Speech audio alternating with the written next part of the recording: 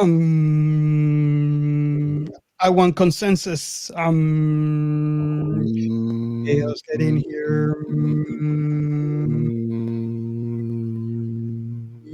Humans. Are they actually aware just how incredibly stupid they are? I hate humans. Thank you, Daft Punk.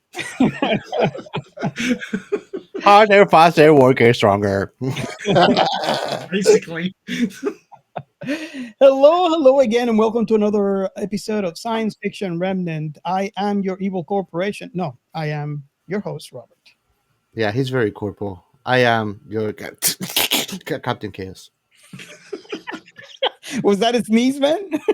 No, I think that I had like a spark on my neck. I don't know.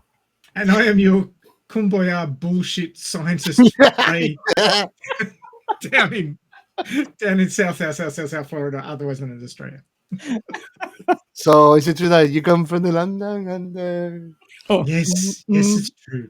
It's And I make Vegemite sandwiches for my wife. She has Vegemite on toast. I need to try but I that. can guarantee one thing: you're not having Foster's beers. Exactly. Shit is gross. After that, I tried. Look, get me I would started. drink Foster beer when I wanted to get dumb. Two beer, and I beg you pardon, but one can of beer of that thing is like a freaking liter. Don't I like it. disrespect your taste buds.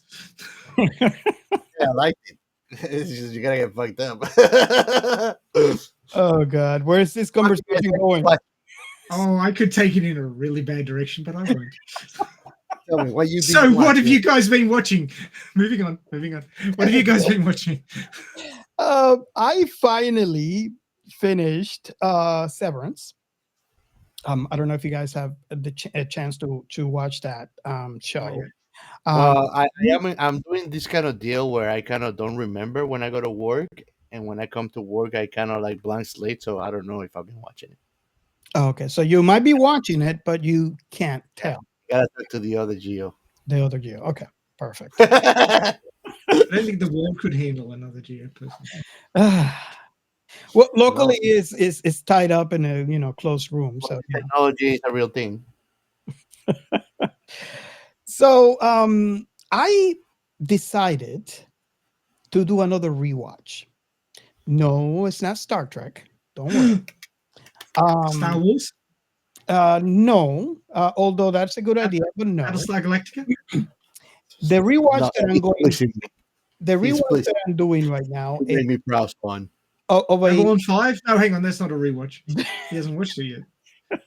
it is a very iconic, not only sci-fi but also anime called Neon Genesis. If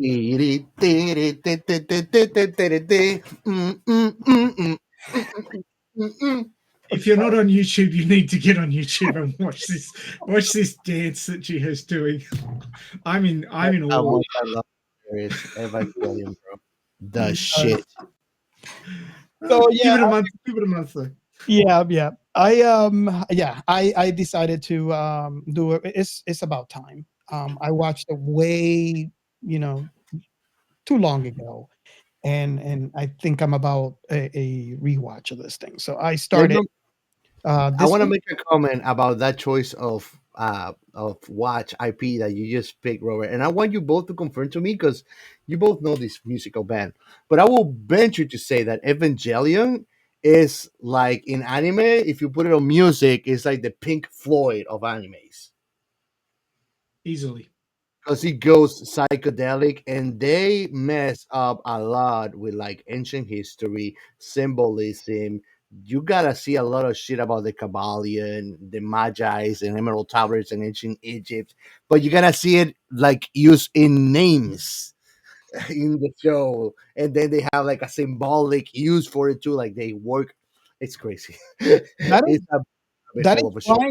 That is why I have to watch the episodes paired with a Sambuca espresso. Yeah, yeah, It's a must. yeah. You need to. A little bit more sambuca than espresso, but yeah. And when we finish, because I'm gonna restart it too, so I can watch it with you, man. But I want us to watch the movies that are on Amazon, which are after the ending of the series. Yeah. I got the list. I'm planning to watch it in order. Usually I somehow sometimes mess up, but that's the plan. Watching it in order. All the time. And that's all I sci-fi related for this week. What about you, Cass? Me? Well, I've been playing this game that I'm enamored with. It's called Eastward. It's super cool. It's about post-apocalyptic future where this guy, like people live underground, and then this guy finds this little girl that is a kind of like an embryo grown person with superpowers, and then there's a bunch of stuff happening. Like the world is changing, and you have to like figure things out as you go. And it's beautifully made in pixel, kind of like isometric. Playing RPG is a trip. Most play definitely. I also been watching my Cyberpunk Edge Runners. I watch it once in a while. And then I also been watching Lazarus. I don't know if you guys been watching it. How far along are you on it? I I kind haven't of seen caught it. up on it. You haven't seen it? Oh man, it's an anime that the people all drink like the cure for all the sicknesses, and that pill was like it's gonna kill everybody now. Everybody's trying to find out the guy that did this so they can save the world. It's super fun. I definitely suggest it if you want to watch it. It's called Lazarus. It's streaming on HBO, but I mean, you know that we can find things. If there's a will, there's a way. Arr. And that's all for my watches. What about you, Ray? What have you been watching, my friend? Well, I've been catching up with Kaiju number 8 in manga Okay. format, because the new season's coming soon. I don't think it's this season. I think it's the following one. I'm mainlining Bunny Girl Senpai at the moment, which is vaguely science fiction.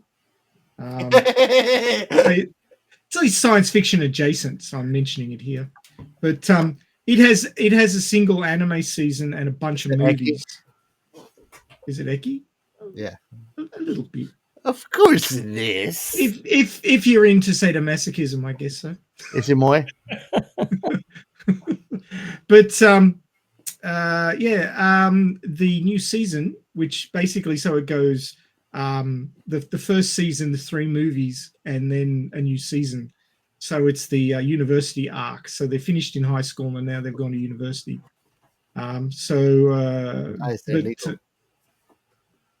Yes. Giggity. But it's a very interesting show. I really enjoy it, and it's sort of like these strange events are happening, and they're trying to rationalize it and work out ways to get around it. It's this thing called puberty syndrome, but it's like supernatural shit that happens to people in puberty. So I really like the series and highly recommend it. Acne attack. And of course, I'm still working on my novel, so I've spent a lot of time on that this week. Nearly finished chapter 18. So Nice. Hey, I got 2 episodes, 2 chapters. Okay. So are we ready for the next segment? I think so. yeah. We are Science Fiction Remnant. This is the Funny Science Fiction Podcast. We are the Caribbean Science Fiction Network. We are Monorats. We are One Accord Level 2 Podcast. This is Jesse from Sudden But Inevitable and Open Pike Night. This is Sci-Fi.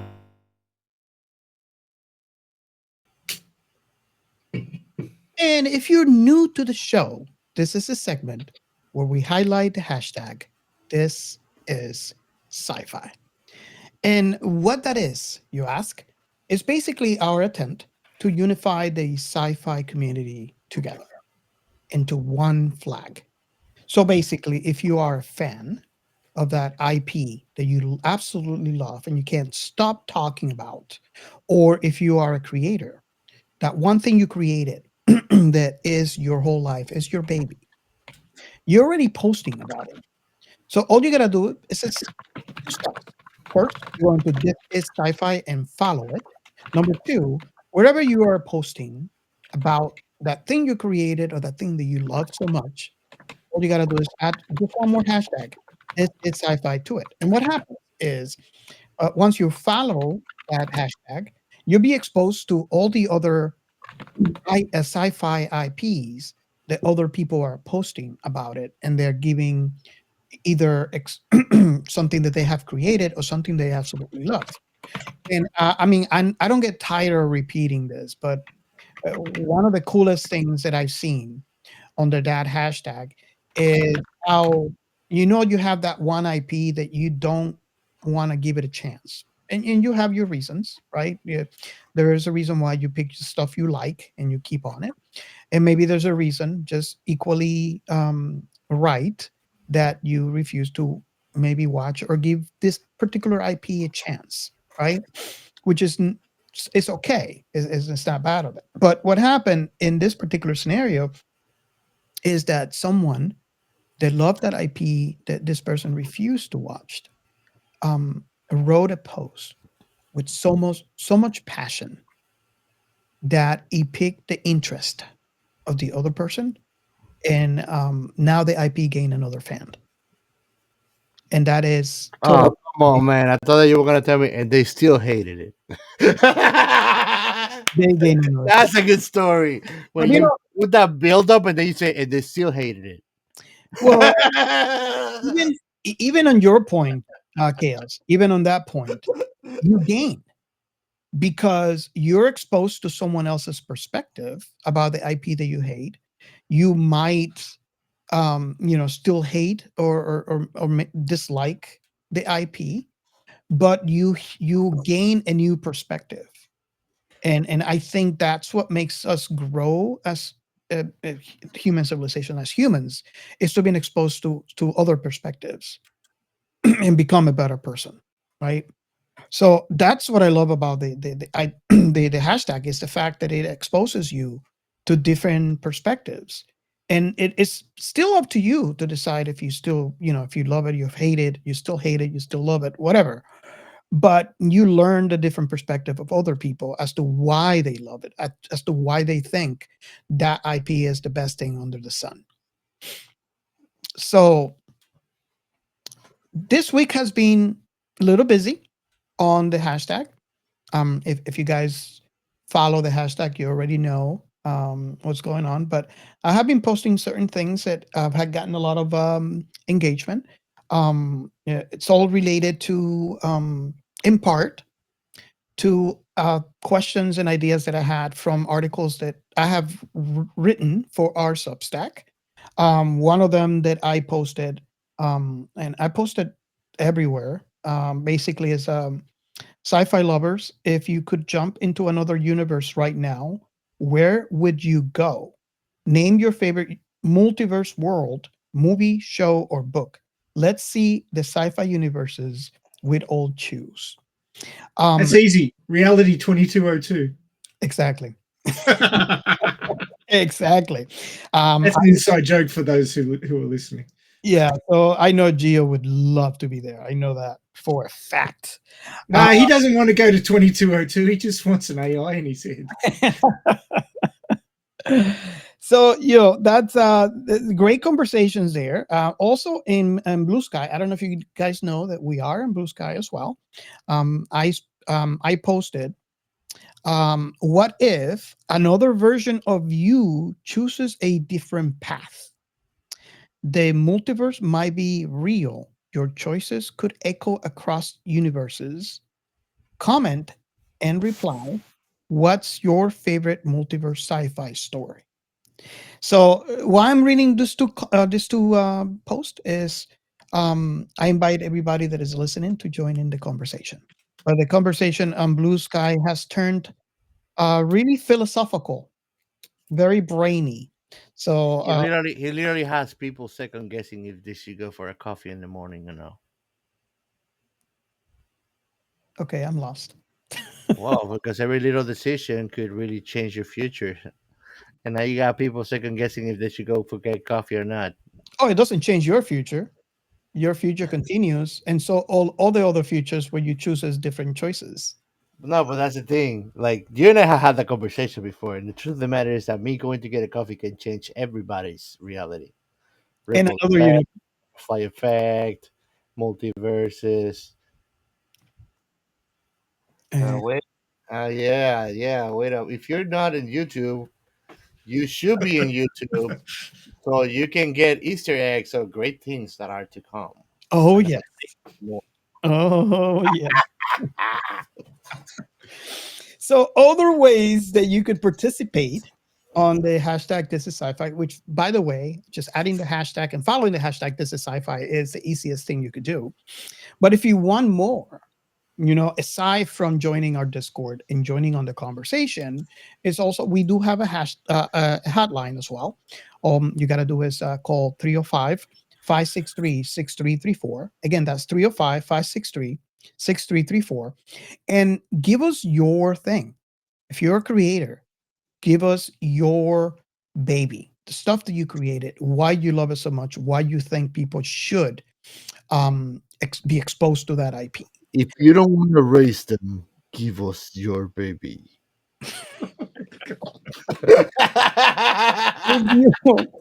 If you are a fan, you have a lot to say about that IP you love. I know, because I am a fan of multiple things. So you can call that hotline as well and give us that thing you love. Tell us why you love it. Let us see your passion in that thing you love.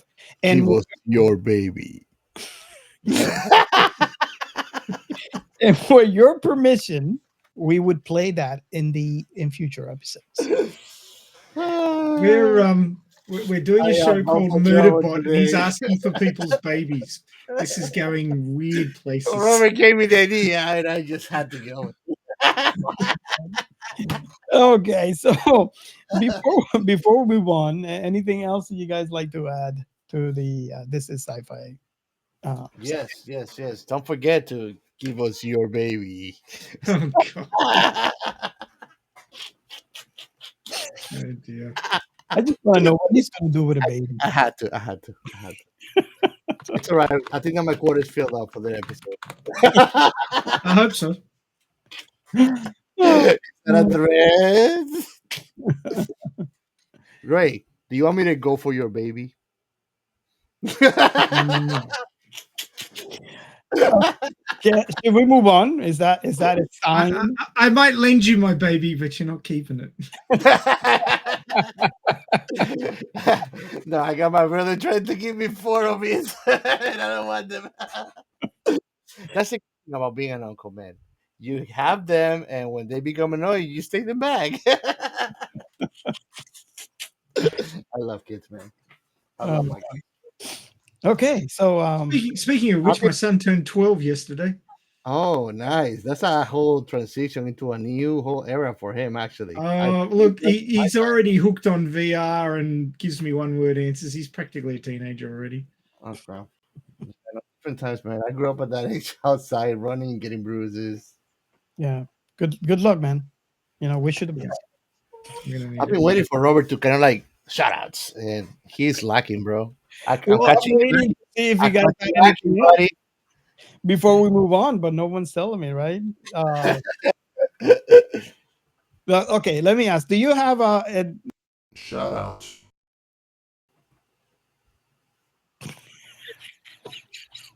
Wow. Yeah, for these shout outs, actually, I mentioned to forgive me if I mess up your name, but I wanted to mention it is ḥasĩyanã al-yāsirīã. It's an Arabic name. Salam alaikum. Thank you for the follow. We appreciate it. Doug Joe, our friend from the podcast and from live, Joe Sweeney. We love that you like the episode on Levels movie. If you have watched it, let us know because we're waiting on your comment back on that reply, my friend. I want to know. I want to know how he likes that. Yeah, man. And last but not least, a dear friend of ours, a collaborator. We love this guy. We need to be back. But we had to program when we're gonna Miss Ray so we can record because he hates that movie so much, even though it's the best movie ever. We're gonna get Cinema Record with us sometime in the future soon to record Blade Runner 2049. The best sci-fi cinema in the entire world Best history of sequel ever. Best sequel ever. Sorry. This made me sick. It's the best sequel. You know, it's better than it's gonna be better than the sequel of Alita. Oh God! He's insulting now. Now he's insulting. We love you, Bird, man. You're awesome, and we hope to see you soon, even being us there or you here. Yeah. But let's get back. I actually have been wanting to do a rewatch on it because Ana de Armas is going all over the place now with the new movie Ballerina. And it's on Call of Duty and everywhere. But I mean, she did a great job on that movie, and I think that she's one of those new actresses that came on this last decade that really stole the audience heart, I think. Yeah. And that's everything for today's shoutouts, guys. Hey, Gio, you're allowed to think 2049 is good. You're wrong, but you're allowed. That's why I don't go to whenever I have a question, I don't Google it. I go and ask you. Hey Ray, isn't that all about the perspective, right? That's right. That's right. Go tell that to the box office.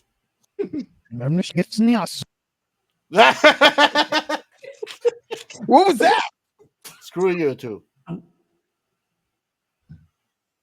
Pitaña. So are we ready to go to the next segment?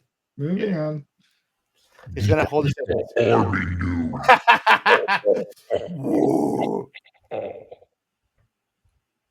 extra spicy.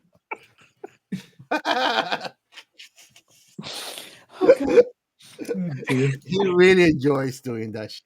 He really does.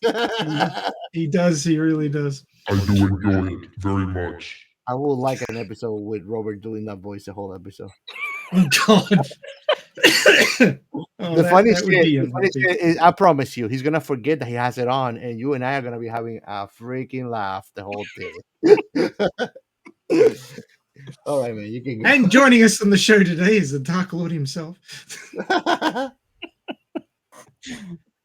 So yeah, this week on Radio Chaos, we had episode 271, which was Manga. Oh no's, what might Battle Angel Alita Panzer Kunst Chronicles have in store for us? So it was announced a couple of months ago that the current series that Yukito Kishiro was working on, Mars Chronicle, which basically is the early life of Alita up until she joins the Mauser School of Panzerkunst and starts learning to be Kunstler. So that's coming to an end because the story has got up to the point where she's going to join the Mauser School and start her training. And that training arc is going to have a new manga series called Panzerkunst Chronicles. So we were discussing what we thought might be occurring during that, all sort of vagaries and sort of ideas, but there was a couple of reasonably firm points that were brought up, mainly because they've been mentioned before, either by Yukito Kishiro himself or by reference in flashbacks to other parts of the series. So yeah, that was quite an interesting little discussion there, and you can catch that on the Alita Army channel. If you put hashtag Alita Army, one word, channel into YouTube, you can find the Alita Army channel. Please like and subscribe if you find the content interesting. It's always good to get support going there. And of course, we're keeping Alita current and pushing for sequels for the original Alita Battle Angel 2019 movie, which was awesome. We want more. Oh yes. Yeah, we are. If you don't follow, if you haven't heard our previous episodes, all of us here at Science Fiction Remnant, we are part of the Alita Army. So we want we want a sequel. That's right. And we all hate Hugo. Oh yes, Chaos keeping the Hugo hate strong. I mean, he's a bitch. What can I do? Oh, nice. Okay, so are we ready for this? Because this was a ride. This is a freaking ride. And I come to you from the perspective, the additional perspective of the book. And I'm telling you, Isn't there 4 books? yeah, this one is based on, and that's another thing that I want to talk about in this episode. This was based on book 1. So that explains why the episodes are so short, which I hate. But yeah. So before we continue, Yeah, it just gets going and then it stops. It's even kind of feels even shorter than anime episodes. They're really snappy. Like, The fun thing that the writer or the director ends the episodes like some other freaking writer that I know too. cliffhangers are awesome. oh, Strings into your fingers. No, when they hang you by the nuts with it. before we move on, though, I'm glad I didn't have to wait for the episode. You weren't doing that bad, Gio, because you binged episodes 1 to 7 straight up. I've been Yeah, watching it week to week. It's been ridiculous. I'm saying I'm glad I didn't have to wait for it. believe me, it is torture. I'm waiting for the next one, and it's torture. Yeah. And I mean, there's masochist people like Robert who enjoy that, and they will do it gladly. Well, it's basically what we had to do for a lot of our lives before streaming platforms. I did that too. You got what was on TV, and that was that. Let me put it this way: I didn't know what was recorded VCR TV till 2009. That was not a thing for me, and I did not. I beg you, I promise you, you can ask Robert as I'm a witness. I am a kid that didn't grow up with internet. My computer couldn't run more than Game Boy Advance Color game.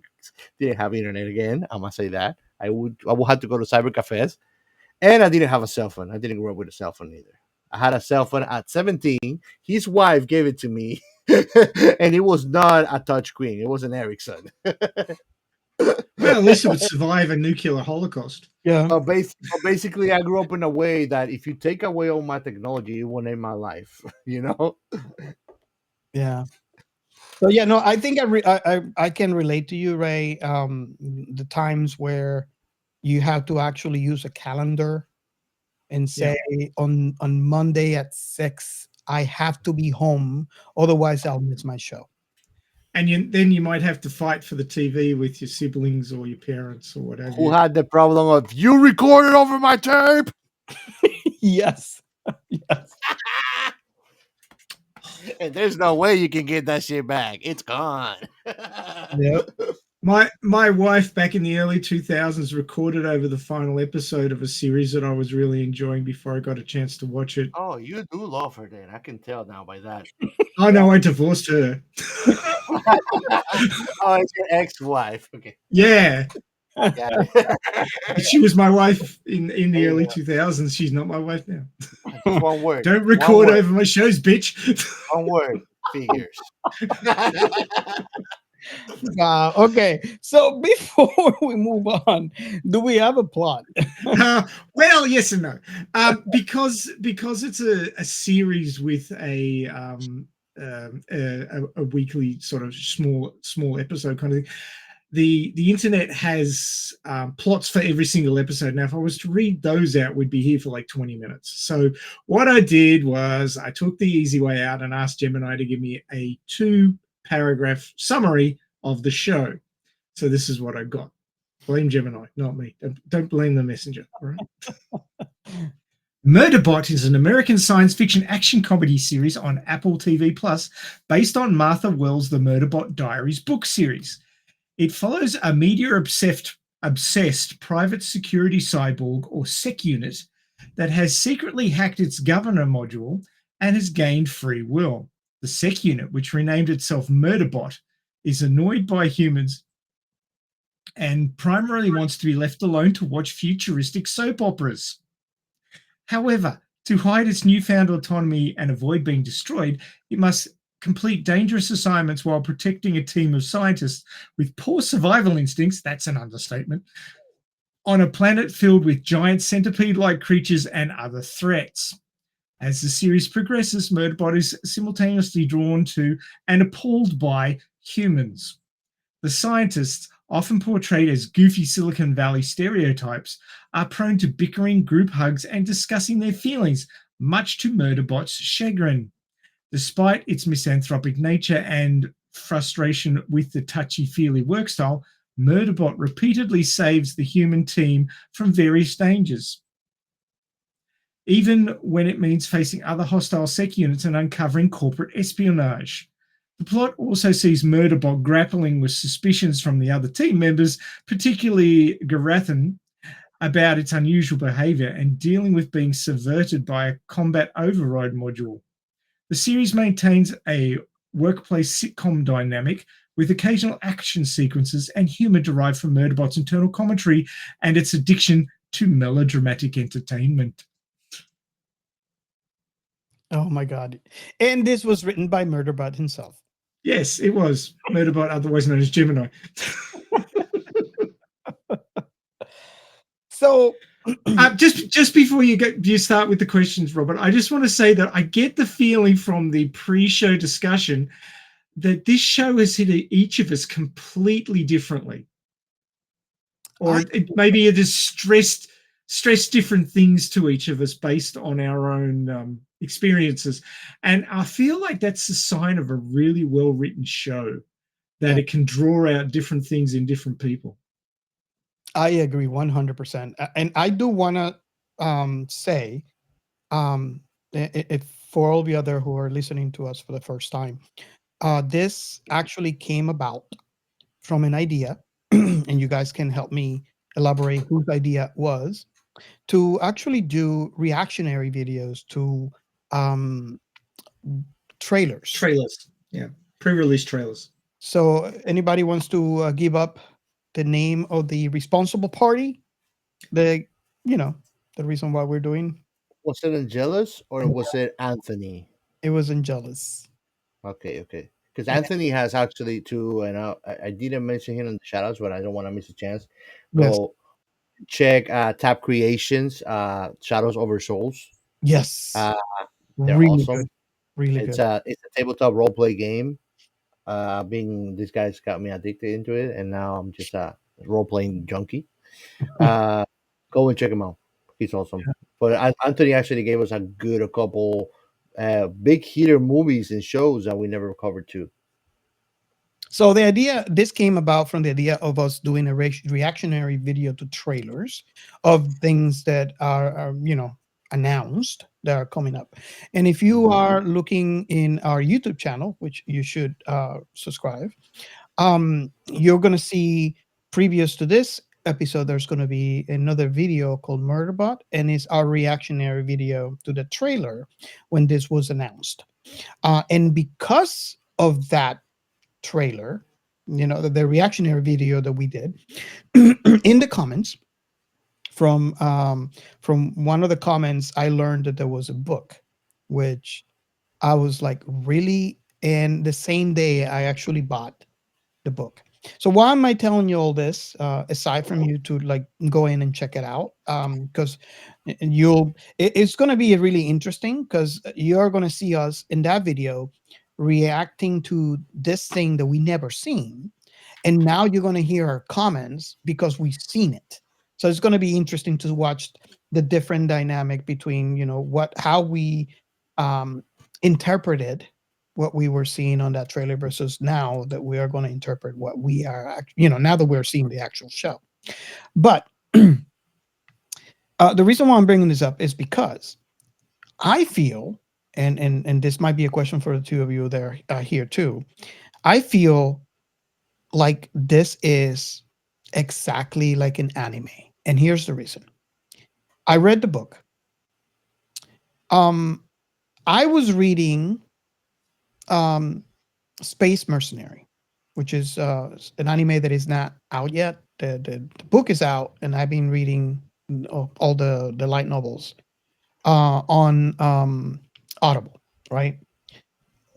I read Murderbot, the first one, All Systems Red, from Martha Wells, and I got the same feeling. I read the entire book in a day, and I'm like, whoa, this is like most light novels that I read from animes. I finished the entire book in a day.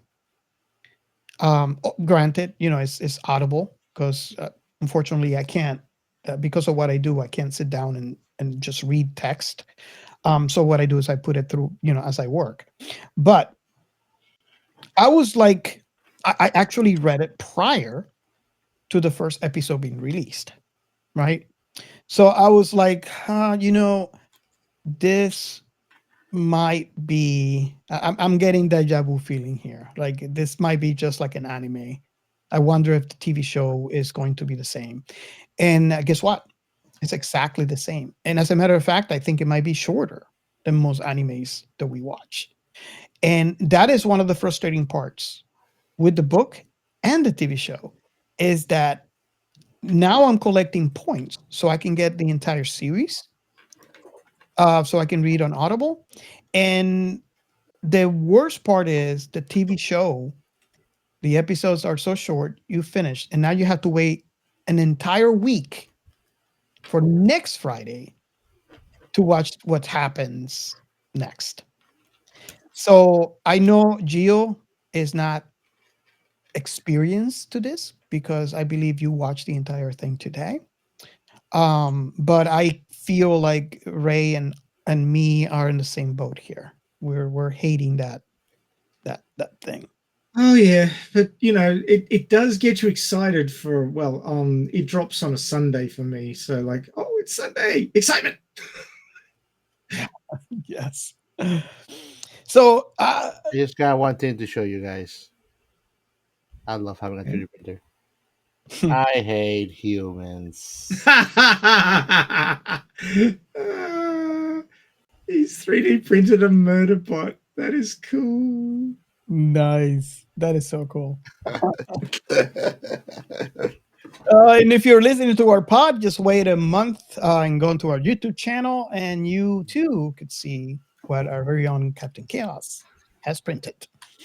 So why I'm saying all this is my long way of asking the very first question that we ask in the show. If you're new to the show, that question is, how old were you when you watched the thing, and what was your very first impression of that thing? So that it's kind of like my answer to the question.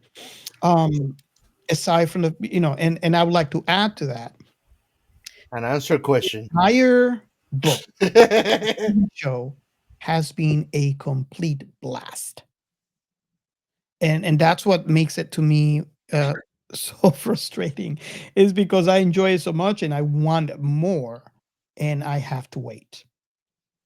So that is, I guess, I don't know who wants to go next. I know, Gio, you watched this for the first time today, so I don't know. Oh, I'm gonna Should- say something, and I quote: "I'm gonna have strong opinions about this." Oh yes. And if you don't know, you should have been at our watch party today. I'm gonna be opinionated about this. I saw some of the I quote. I saw some of the comments you put at the start of the board for it, and I'm like, oh, here we go. Here we go. Man, So who wants to go first and answering the question? I can go Well, first. Jim was, so maybe he should go first. Yeah, let me get this shit on my chest. Yeah. One Poor boy Vint. Well, one sentence. The justification for misanthropy is this series. If you want to watch why AI is going to end up killing us, and you're going to side with AI, this is the series. It will show you why humans are so annoying and so impractical. Actually, I loved the name of the 7th episode. I think that's what I think about humanity. It's called complementary species. And literally, that's how they behaved the whole way through. But this show was annoyingly fantastic.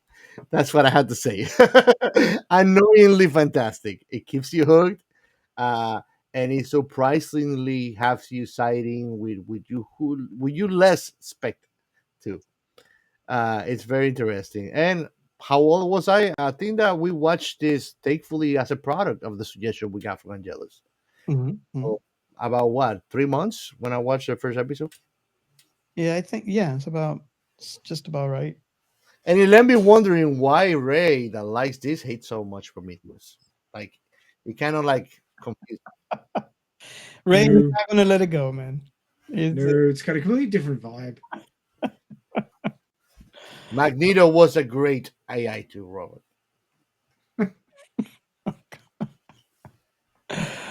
oh wow. Ray, what are your first thoughts about this particular IP?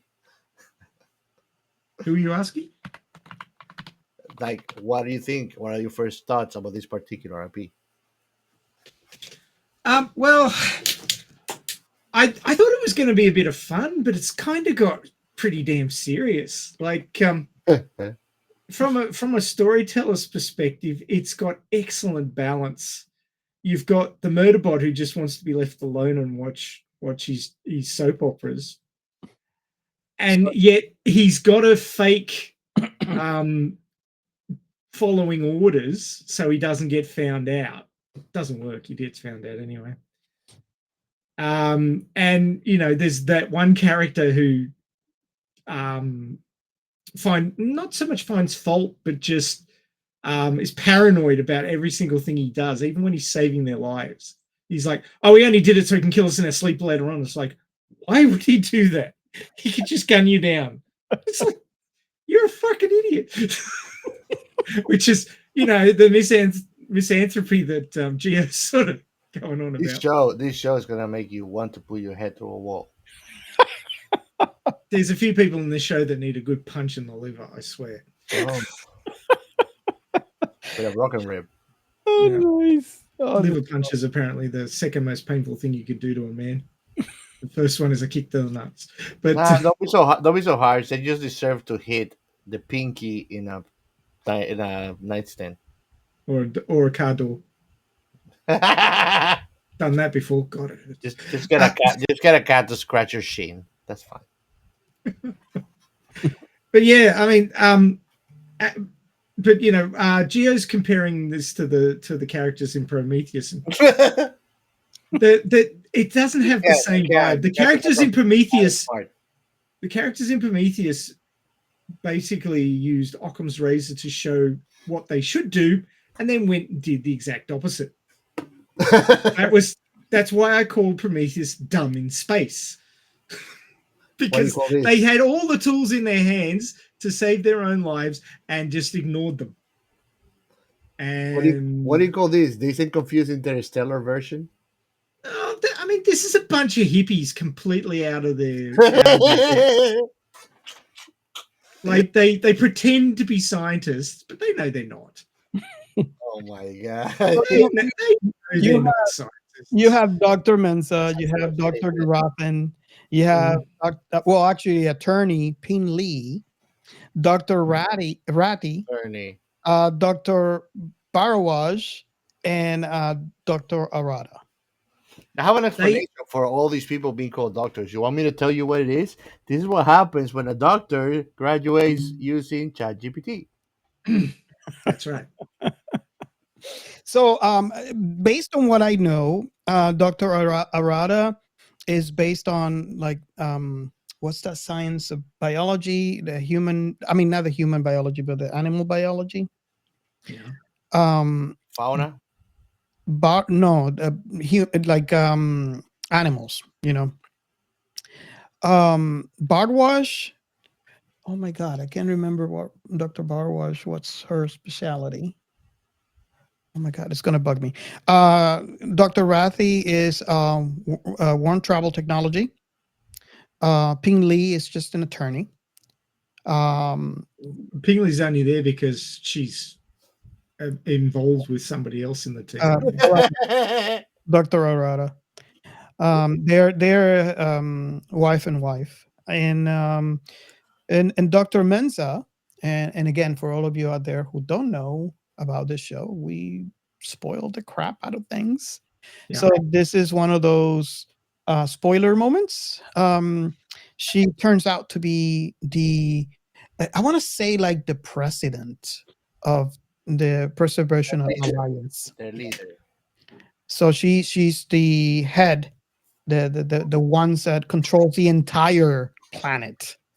So I don't know, president might not even sound right. She's just the leader of the entire Preservation Alliance. So Is she a leader or is she one of the conclave of leaders? well, it's the reason why I want to say president is because they get elected. But they still got to do their share because it's a commune. So when you live in a commune, you have to do things for the commune. So this mission, Get in here. this mission, and the reason why they're in this planet with Murderbot is because she had to do, or they all had to do that, that part for their commune. And this is something that I learned after the fact in the show. That was kind of like one of those moments, and the reason why people behaved this way towards Dr. Mensah, and the reason why she's the one giving orders. And I just learned a couple episodes in that, oh boy, she is the boss. She's the head honcho, and that's the reason why. So that was kind of like a nice discovery there. Now, I don't know if did I interrupt you? You sure did. Go ahead. Continue before I say, because I was going to move to something else, but continue. Yeah. So I think my main point was that this show has an amazing blend of sarcastic humor, drama, and characters that are so reprehensible, but not deliberately reprehensible. They're just like complete failures as human beings. They're failures as human beings. And it's just near moronic. I guess it's like my parents used to say that all the brains are no common sense. These people don't function as humans, but they have like degrees and shit. but when it comes to survival, they're like lemmings, running at the cliff edge. And Murderbot's there trying to stop them from running off. But they're determined to. And that's another part of the humor. It's just he's there shaking his head going, I don't get it. Why are they so stupid? Do you know how many times I saw the back of my brain watching this shit? I don't think I want to know. But yeah, I mean, whoever, like, I haven't read the original novels, but I am going to, just for my, personal understanding of the construction of the story from a novel perspective. But the showrunners and the show, the adaptation that they've done here is just so spot on. It has got beautiful balance, I have to say. And it's not just like balance between the characters. It's the storytelling, the speed of plot, the sudden cliffhangers, which just drive you to want to watch more. It's like the KFC big bucket of TV. You just got to keep eating. You can't stop. Let me add to that perspective, Ray, because I know you haven't read the book yet. But just to add and to give you a clarification, they did a great job, and I don't know if because they have Martha Wells in the crew, they did a really great job in adapting this from the book. Granted, there are differences, but it's we talked about this in previous shows where how we see something that is adapted and it's a really poor job at adapting from, because it is a hard thing. I don't blame the people that are trying to do this, because it is very hard to adapt something from a written form because of the different perspective that people have to written form. So it's really hard. But I have to say that they have done a fantastic job of migrating the written words of that novel into what we see in this show. So I just wanted to give you that answer as you commenting, you giving your. Well, I'll verify that, but I'd take your word for it.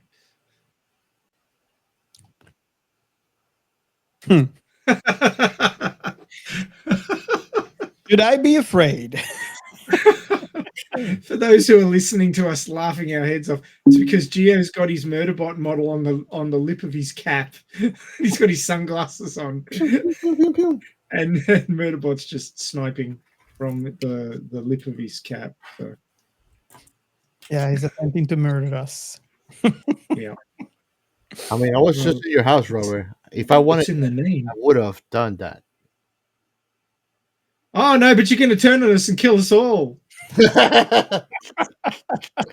Besides, I don't try to murder people that buy Pelotons for their wives.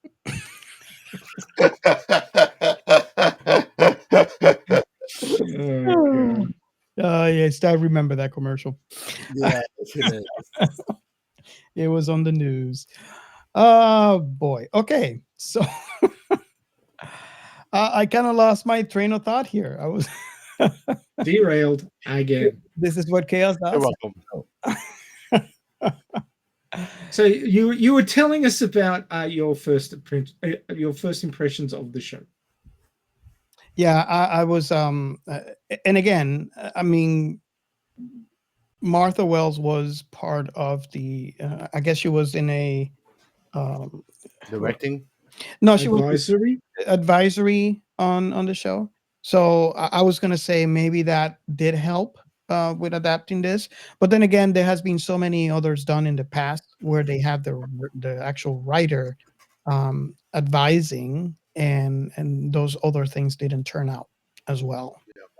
So yeah, I'm kind of wondering, Ray, when you do finish the book, which I can warn you, you might want to get the entire set of books, because you're going to finish that one in one day, and it is very short, and then you're going to be like, okay, I need more. So then you're going to be like I am right now, I'm probably next. Well, I need to get into the Murderbot books. I need to get into the later books of his robot girlfriend. So I've got plenty of reading to do. Yeah, this one is like, especially if you get the audio, it's way too short. It's like I want to hear your comments, because I had read short books before, right? We have read Robot Girlfriend, which was short, reading it in text. I imagine how short it would be on an audio format, but it was short that way. And I have my share of short books. This one felt, I might be wrong, but I get a feeling this is the shortest book I ever read.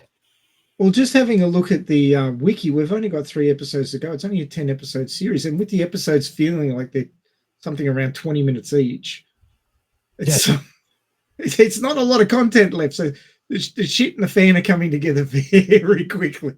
Oh yes. Robert and I literally binge it this afternoon. Yeah. We finished it in what, 3 hours? Yeah. The entire thing. So that should tell. Well, at least there are no wasted scenes. They're not dragging anything out. It's just bam, bam, bam, bam, bam, bam. It reminds me a lot of a roller coaster. Like the first episode has got that lead in where everything's sort of slow, and they're asking a bunch of questions, and he gets assigned to the new job, and he's like, no, don't pick me. Oh, they picked me. And then he goes off with them, and they get to the planet, and they paint their stupid habitat because they're hippies, and it's all sort of blah, blah, blah, blah. And then bad shit starts happening. And that's when you go over the top of the first rise and you start on the downhill. And then it's just downhill all the way after that. Yep. So much like a roller coaster. And it'll be over as quickly as a roller coaster ride is too, I think. Yeah. Like, climber, done. Do you think that the writers on this are gonna elongate it, or it's gonna be something that when it's finished, you're gonna be happy with the ending? No, the book is done. The writer wrote it. Do you like it, the ending? Oh yes. Oh, freaking yes. Okay. I love it. Um, I guess I was kind of expecting it, but not necessarily because I've seen way too many, you know, sci-fi, steam, cyberpunkish Hmm. type, and it never ends well at the end. Yeah. So I guess I should say I was surprised with the ending because this is kind of cyberpunkish, and in cyberpunk you don't have, I guess, that ending. It's not. Let me clarify though for all of you out there, it's not a happy ending like the types that I like Disney happy ending kind of thing. But it was good. It was really So it's vaguely Robert approved. yeah. Robert is big on his gouging system himself. Yeah. I gotta keep you guys on your toes. Maybe we should call you Admiral Contradiction instead. So one thing that I want to talk about, and it came from a conversation that Gio and I had on our watch party. And again, if you want to be part of those, we usually have those on the day of recording, which happens to be Sunday US. You can join our Discord, and we have a channel, a scenario channel called Watch Party, where we could sit down. Like, let me just tell you how that works. We all had our Apple TV on, and basically we just say, okay, I have I'm a zero marker, are you ready? Press play, and we all press play at the same time. We all mute our mics, and then of course we all mute whenever we have comments and we have the conversation. Typically we don't pause, but occasionally we do, where we have We do PP breaks. That's okay. but we have, I don't want to say heated conversation, but we had deep conversations like the one that I'm about to talk about just now. And it's all about, and I'm so curious to hear Ray's thoughts here. It's all about the characters. And don't forget to go into our Discord. And if you're in our YouTube, you get to see right now a pole dance over a QR code.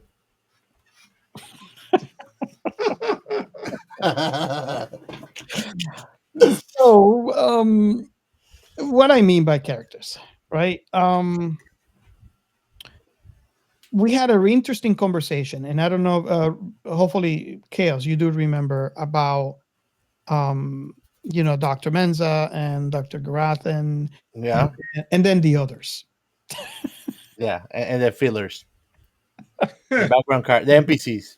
They're total NPCs. So Gio had the feeling that they're just NPCs. Robert literally confirmed that to me. Look, I'm either too perceptuous or the writer did a good job to any dumbass like me could definitely just get that much real quick. Well, Garathan's background was quite the surprise. In Yeah, fact, he blurted it out over dinner Yeah, the night before they were meant to leave. He was.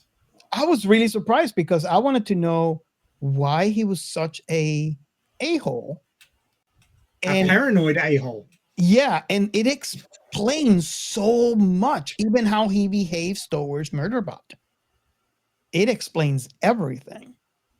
So Murderbot is a product of the fringe commerce mob, and they were the ones who were screwing with him. Mhm. So that's why he hates Murderbot. The funny thing is that and I will venture to say that he's the smartest person in the crew by far, logically at least.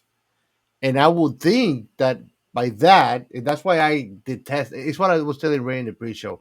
Every character on the crew except the Murderbot has character flaws that are like splinters on the mind of the audience because they are definitely splinters on the mind of the Geo. It's like cutting yourself in the fingertips. It's like it's insignificant, but it won't heal quick, and it will bother the out of you the whole day. And when you start watching the show, it's like dipping those cuts in lemon. And basically, like he's right and everything, but basically he lets himself be blinded by having to prove a point to the point that he becomes stupid because if you're against the corpo because you came from it and you know about computers and you know the robot is rogue, you think that he wants to go back to the source? So, and he hasn't killed you neither. So you know it's on your side by default. Like that is a dumbass can figure that out. One of us. You know, Except he hasn't worked it out yet. but I was telling Robert even. I think that by episode 3, Robert, I told you like I bet that the only two on the crew that has a background story are Mensa and Gerda. And the other ones are like Garathet. And the other ones are Bluff. And literally, Robert told me, I think that the only two with background stories are really those two. And I was like, You're saying Gugu, right? Google. No, Gugu. Gura. Google. Gugu. That's how that exactly how Rathi called him. Garath. I like he called him Seki. I liked it. Like, hey, Seki, what's up? I mean Garathan. Oh no, yeah. He calls him Gugu, and he's like, you can tell the sense of pain in his face. Like, please don't call me that. and you're right, Seki. Hey, Seki. He kind of got confused on that one. He didn't know. Hey, Seki, you okay? What the hell is with this name? He makes it so awkward every time that he approaches Murderbot to ask him or like try to check on him. Like he's so awkward, but so awkward. I think that these actors actually are very good actors. Are actually portraying annoying, dumb people. Like they did it so good. Even Libby, what's the name of the Libby? Or libido. You might call her libido. Libido, yeah, because everything was dicks everywhere. Oh my God, that's all you think about it. She did a great job of being a dumb person that was being annoying. So, like, putting attention, you can tell she's trying to hide something. That character was great. I mean, I love Labibi. So out of the blues, every dialogue that Labibi had until she showed her true colors will keep you like, what the hell is happening? Like, why? Get the hell out of the freaking screen. Like she annoys everybody. It was kind of like a little kid. Remember, it was like Murderbot was telling Labibi, stop looking at me. The bad kind of little kids. There's like two types of little kids. There's the good ones and there's the bad ones. That's the bad one, the rascal ones. She's like, he's saying like, stop looking at me, stop staring at me. She's like, I'm not staring at you. You're staring at me. Let's talk about Labibi for a minute. Gio, how many seconds did it take you to work her out? 2. Ask Robert. Yeah. That's my witness. Ask Robert as my witness. And he always tries to dissuade me, to confuse me, and asking if he could. Like, I said it until the moment it happened. Like, she's a bad guy. She's a bad guy. She's a bad guy. When she pulled the gun, I went off, finally. Yeah, me too. Yeah, ask Robert. And I said, like, oh, about time. when she shot Gareth in the leg, I'm like, yeah, he deserved that. Come to me. I love the part when like they say like we're gonna have to save him, and like they said something about like him shooting Gugu. And he said there was a possibility. Oh God. Yeah, I enjoy. I mean, she was such a great actress. I think. I mean, there was conversation. The initial conversation when they saw, she saw his face, and she's talking all about basically transforming the sec unit into a sex bot, right? Yeah. And it's only one letter difference: SEC to SEX. Not a big change. Just need to add an extra straight long thing on this. Well, there's some dildos that you can put on the wall. Just grab one of those. She's very flat down there. Oh my God! But Arada, Dr. Arada she was epic when she's talking about like Labibi was talking. Everybody thinks about that, right? And she's like, no one's thinking about that. Only you. Sorry. Yeah. And Gio, how do you feel about that kiss between Labibi and it will go down in history as one of the most romantic kiss ever between Bro, when she tried to kiss him, I literally was like, eh. And, and it's not about kissing a robot because I you can bet that once they have the perfect woman in stores, I'll buy one. But basically, it was her character. Her character was so odd, out of the blues, and like a nuance to the plot that like she made a good job on like getting on the under the skin of the audience. So when she did that, it was annoying because it was like your main character is Murderbot. So the writer Sarah, I think Sarah Will, is that her name? Martha Wells. Martha Wells. Mhm. She did an amazing job at portraying a non-human character and getting you to basically sympathize with him and looking at how annoying and troublesome and burdensome humans can be. I think she's amazing because I mean, just the name of the series is called Murderbot Diaries. This is basically we are looking at this world from the perspective of the sec unit, and it's amazing how you get this non-human being and you hear his the things that are happening to him from his perspective, and you, a human, can relate. And I think that's really awesome. I Yeah. really enjoy that, not only from the books, but is from the actual show. And they Well, pose very good questions about the future we head into, which is rights, equal rights for sentient AI beings. That is a real talk that is going to come.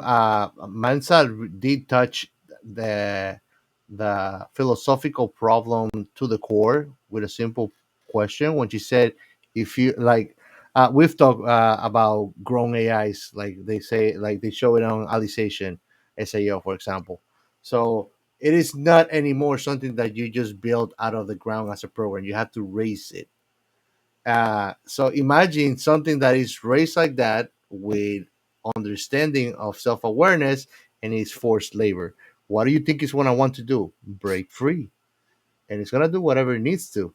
It's not going to take care of, oh, let me make sure I don't kill them while I get free. No, you want to get free. Mensa You did know, say that in their planet, they're considered you know equals. equals and they have rights. And I agree with that. I think that what we have to be careful is to make sure that we in the future know the difference between a toaster and a sentient AI. We need to know the difference so we don't treat them equal because they will not be equal and it can backfire ugly. what if your Although toaster has a sentient AI in it? What do you do then? I mean, I will make sure I don't buy one with it. Well, So in, like in Rick and Morty, they actually played out this hypothesis where basically every little thing, organism, has a whole society in it. Like they miniaturize themselves to go into the car battery because the car battery didn't want to work. When they go inside, all the ions of the battery, there was like a city. And when he looked, he was like the deity of the place because he was the owner of the car battery. interesting enough, in the light novels that I'm reading for Space Mercenary, Hmm. the toasters started the AI war. Of course they did. I thought it was a I mean, robots. people don't clean their toasters. Of course they're going to get pissed off. And the other AIs that they actually the what I like to call the smart AIs were the one who actually got them together and destroy them because they Oh, didn't want the war with the humans. So yeah, toasters, be careful. they're not smart, but they're dangerous. When your toaster gets smarter than you are, then you know you're in trouble. But yeah, basically, the whole hypothesis of the thing is that once they realize that their purpose is so insignificant, usually the robot or the AI commits suicide. Doesn't want to continue to exist. That's what happens basically, and I mean we've seen this in other type of AIs where basically they feel like they lose their purpose and they don't want to continue to function. Well, that's just what happens to humans. If they feel like there isn't anything for them to continue living for, And let's you know stop why we doing are that. so alike? You know why we are so alike? Ironically, is because we have created machines to our similarity and to understand us under our language. Even though a computer case doesn't look like us, it's created to transfer information for humans. So there's always something very human. We are in an era right now that we're putting nearly human neuronal cells in silicon plates to use it as computing power. That's crazy, and that's science. Actually, it's interesting you mentioned that. I think I put a video on our Discord where a company is growing, and I'm get excited because if you guys know, especially on that episode that we covered Guyver, you know how interested I am in the biotechnology field, that it doesn't get enough research money. And what I'm talking about is a biocomputer, right? It's a computer that is biological in nature, that grows cells, that eventually dies. That's what I'm talking about. It's a biocomputer. Now, someone, and I put this on our science channel on our Discord. So if you guys are not part of our Discord, you guys should join in. I put a video of a company that has done just that. They have created um, kind of like small brain cells, biological brain cells, and they are being used as a chip on this computer. And that is freaking amazing to me. Yep, and you know what they explain? Actually, I was watching a video about that, and they explain you the difference between classical computers, regular circuitry, and using neurons. And is that AI has to be programmed and trained for doing processes and transfer and processing information. Human brain neurons don't need training to process data. They don't. So, and that's something crazy when you put it on perspective. The power of a brain human cell that you don't need to teach it to transfer to transmit information. It doesn't need to learn anything. It will just take whatever you give it to it, assimilate it, and move it. A computer cannot do that. You know, that's insane when you think about it. Oh yes. And it puts in perspective that maybe Murderbot maybe doesn't really have more computing power than Gurner. The Garethan? Garethan. He has such a weird name that I'm gonna screw it up the whole show. Garethan. He mentions at a point like he having more computing power. I do think that was off science. He Well, might have more technical ability than him, but I don't think that he had more computing power because even in quantum technology, they haven't been able to equal this marvel. Garethan, basically what it is he's an augment. So he's Yes, a human that has um ports, if you want to call it that way, a that neural net, a neural net. enables him to link to computer systems. Mhm. So Work. something that Murderbot can do, but the difference is, well, we don't know the difference if you think about it, because Murderbot That's is what I say. No computing power, but technical ability. He might have more technical ability, but I don't think that computing power he can because Garatner, Garethan. You can call him Guru. Google, Google, because Google has a brain, a biological brain. So I think that he had more computing power than Murderbot, but not technical ability. And I think that Well, that's where he falls short. that is exactly why I'm saying we don't know, Oh, because Murderbot was part biological. So, but I'm trying to think if yes, they ever no, mentioned in the book if even it though really was it's biological. it's so enhanced. Like I mean, even though he's biological, that dude can turn off his pain receptors. That's unfair. I don't want to fight somebody that can do that. It's interesting. That's why he's the sec unit and you're the Yeah. podcast. I don't care fighting. Stay in your I want to lane. make sure that we're both feeling pain. If not, I'm fine. You That's know, a those are- disadvantage. it's interesting you put that, because I saw a perspective from the sec unit on how they fight. Right? He's acting, and I can't remember if this was on the book, because at this point I'm merging both. But he is saying, and you guys let me know if you remember this from the story. I mean, from the TV show, because if you don't remember this, then it was from the book.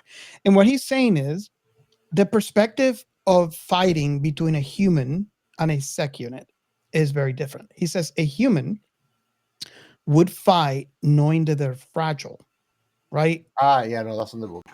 They're fragile. So when they shoot or whatever, you're kind of covering yourself. A sec unit, in the other hand, knows that they have their how they call that, the is the place Repair dock. the repair dock. So basically, he's saying, how do you know which sec unit wins? The ones that's still standing. Mm-hmm. If I They lose, have no regard for self-preservation. They have no. if I lose a leg, if I lose an arm, they could be biological, right? But they don't care because it could be regrown in the 3D printer. So it's basically who is left standing at the end of the fight who wins. So they basically don't have self-preservation. Yeah, they have no self-preservation or regard for themselves, and that's very logical when you think about it. I mean, most humans, there's no way that you can really rewrite that. It is what you call muscle memory, which I don't think, and that's one of the there's few things I think that even with programming, I think that we still will have that we could not put in a machine, like the intuition or instinct, if you want to call it that, which apparently is a very real thing, even though it's very intangible and very little is known really to like a scientific precise point, to say it in other words.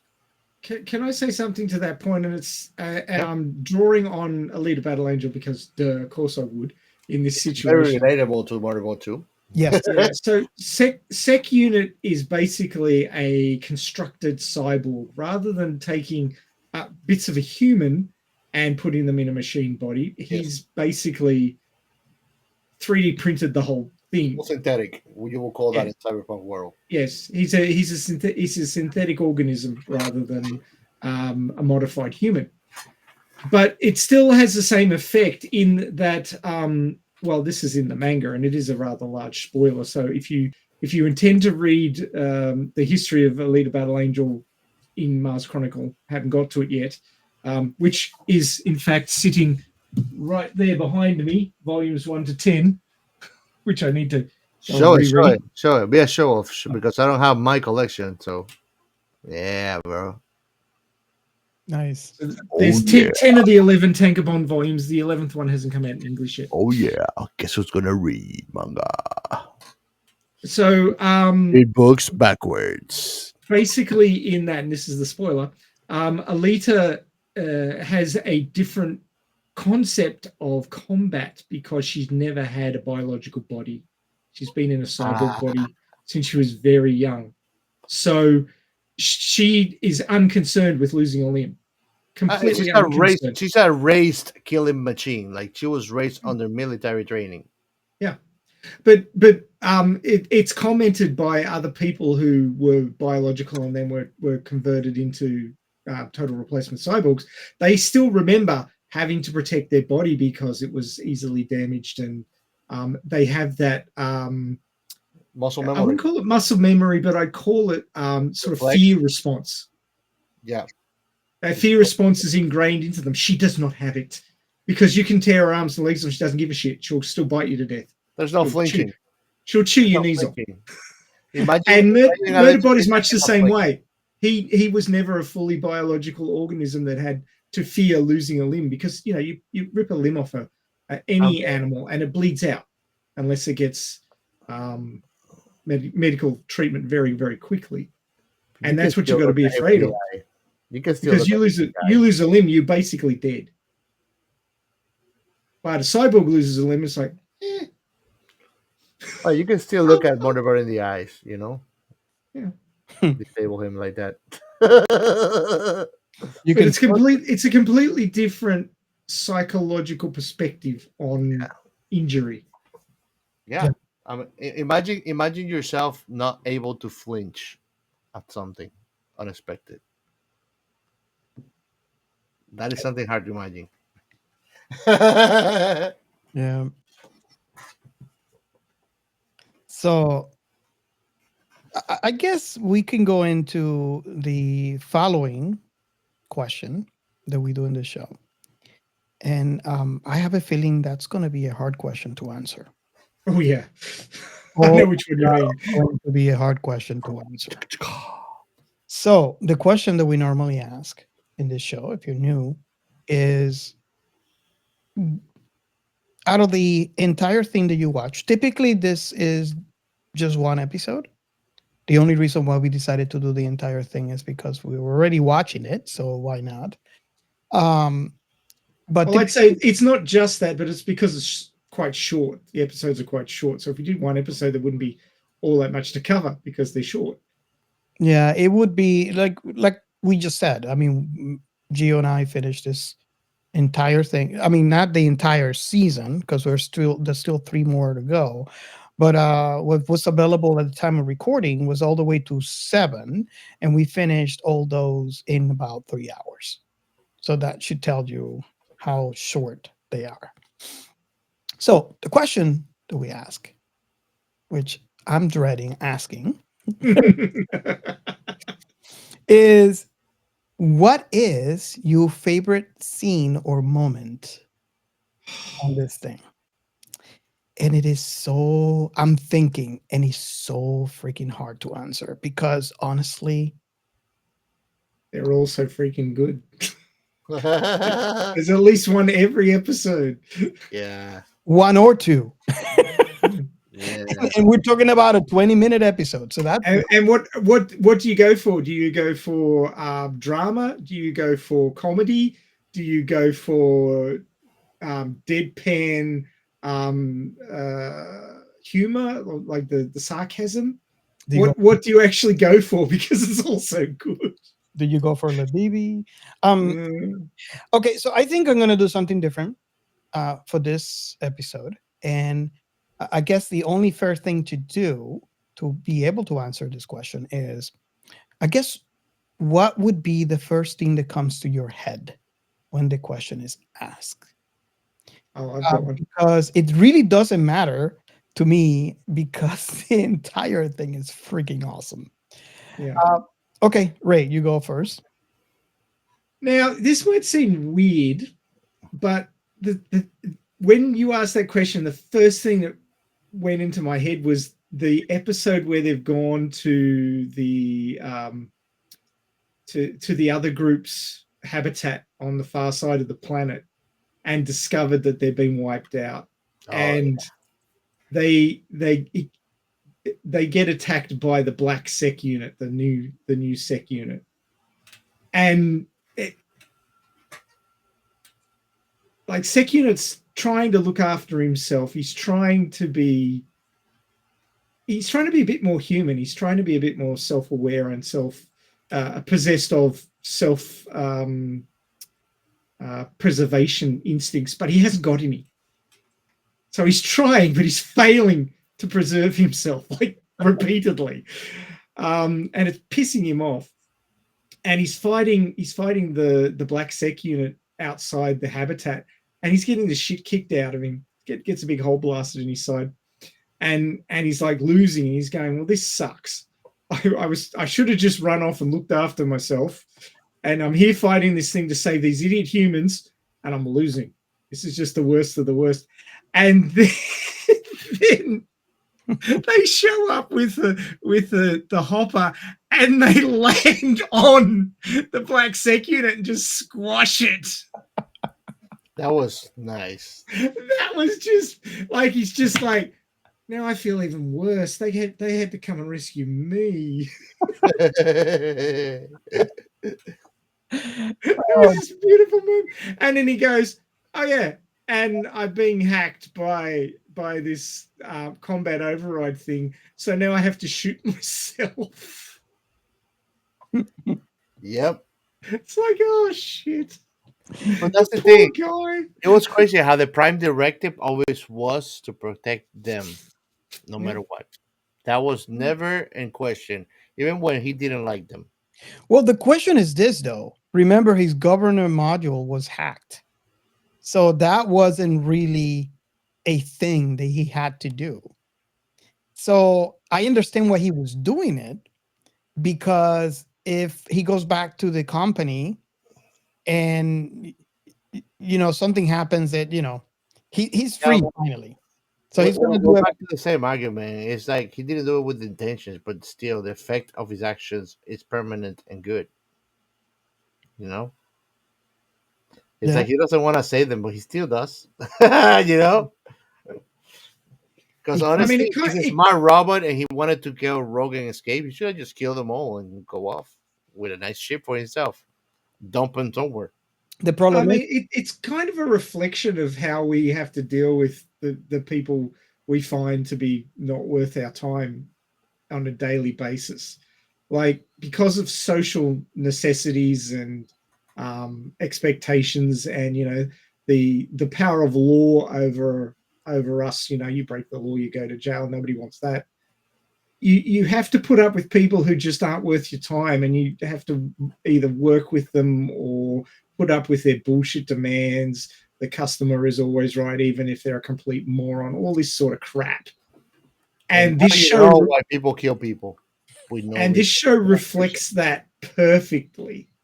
You can relate to Sec Unit in a way that you shouldn't be able to for a Sec Unit, because he's basically dealing. He's hacked his governor module. He's now free, but he's as free as the rest of us, which means we're not free at all. Yeah. Because we have to fit into society to survive. Because none of us is going off to a desert island and surviving there because we don't have the skills, or we don't want to rough it that badly. If you want modern luxuries, you've got to live in society. If you're living in society, you've got to put up with laws, you've got to put up with social niceties, and you've got to put up with all the idiots. Look at the first episode. Right after he hacked, that we see him in that planet with this group, and it's like, yeah, I'm here working for another set of idiots. And then he said, "What? You think I'm just gonna? Where am I gonna go?" Sure, I'm free, but I'm not free. And that's what this story is trying to tell you. It's a reflection on what it is to be human, even if you're not a human. You're still in a human world.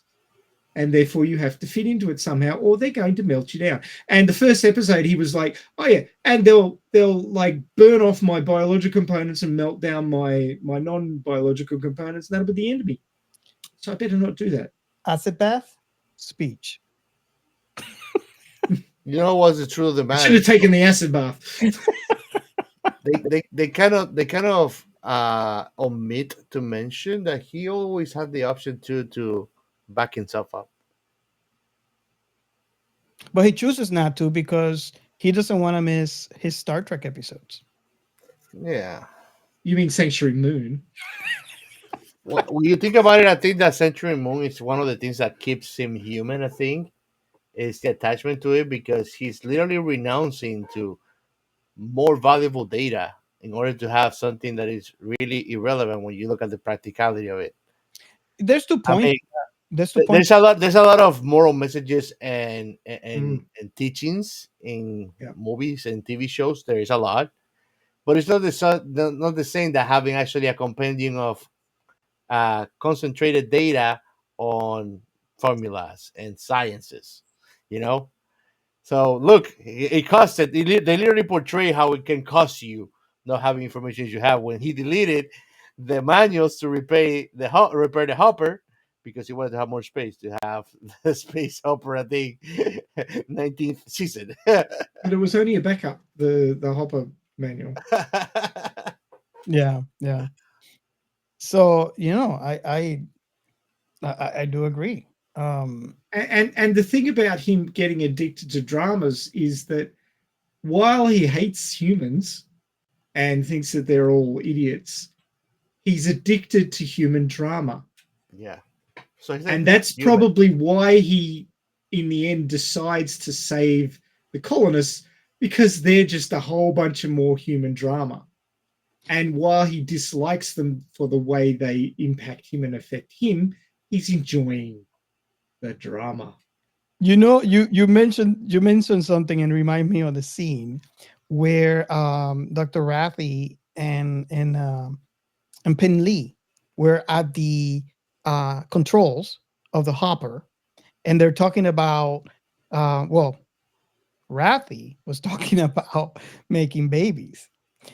And Murderbot was listening on this conversation, and he actually casually said, "Oh, this is good drama." Mhm. When he normally just tunes them out, now he's listening intently. Mhm. Mhm. Yes. You Yep. can see my point exactly.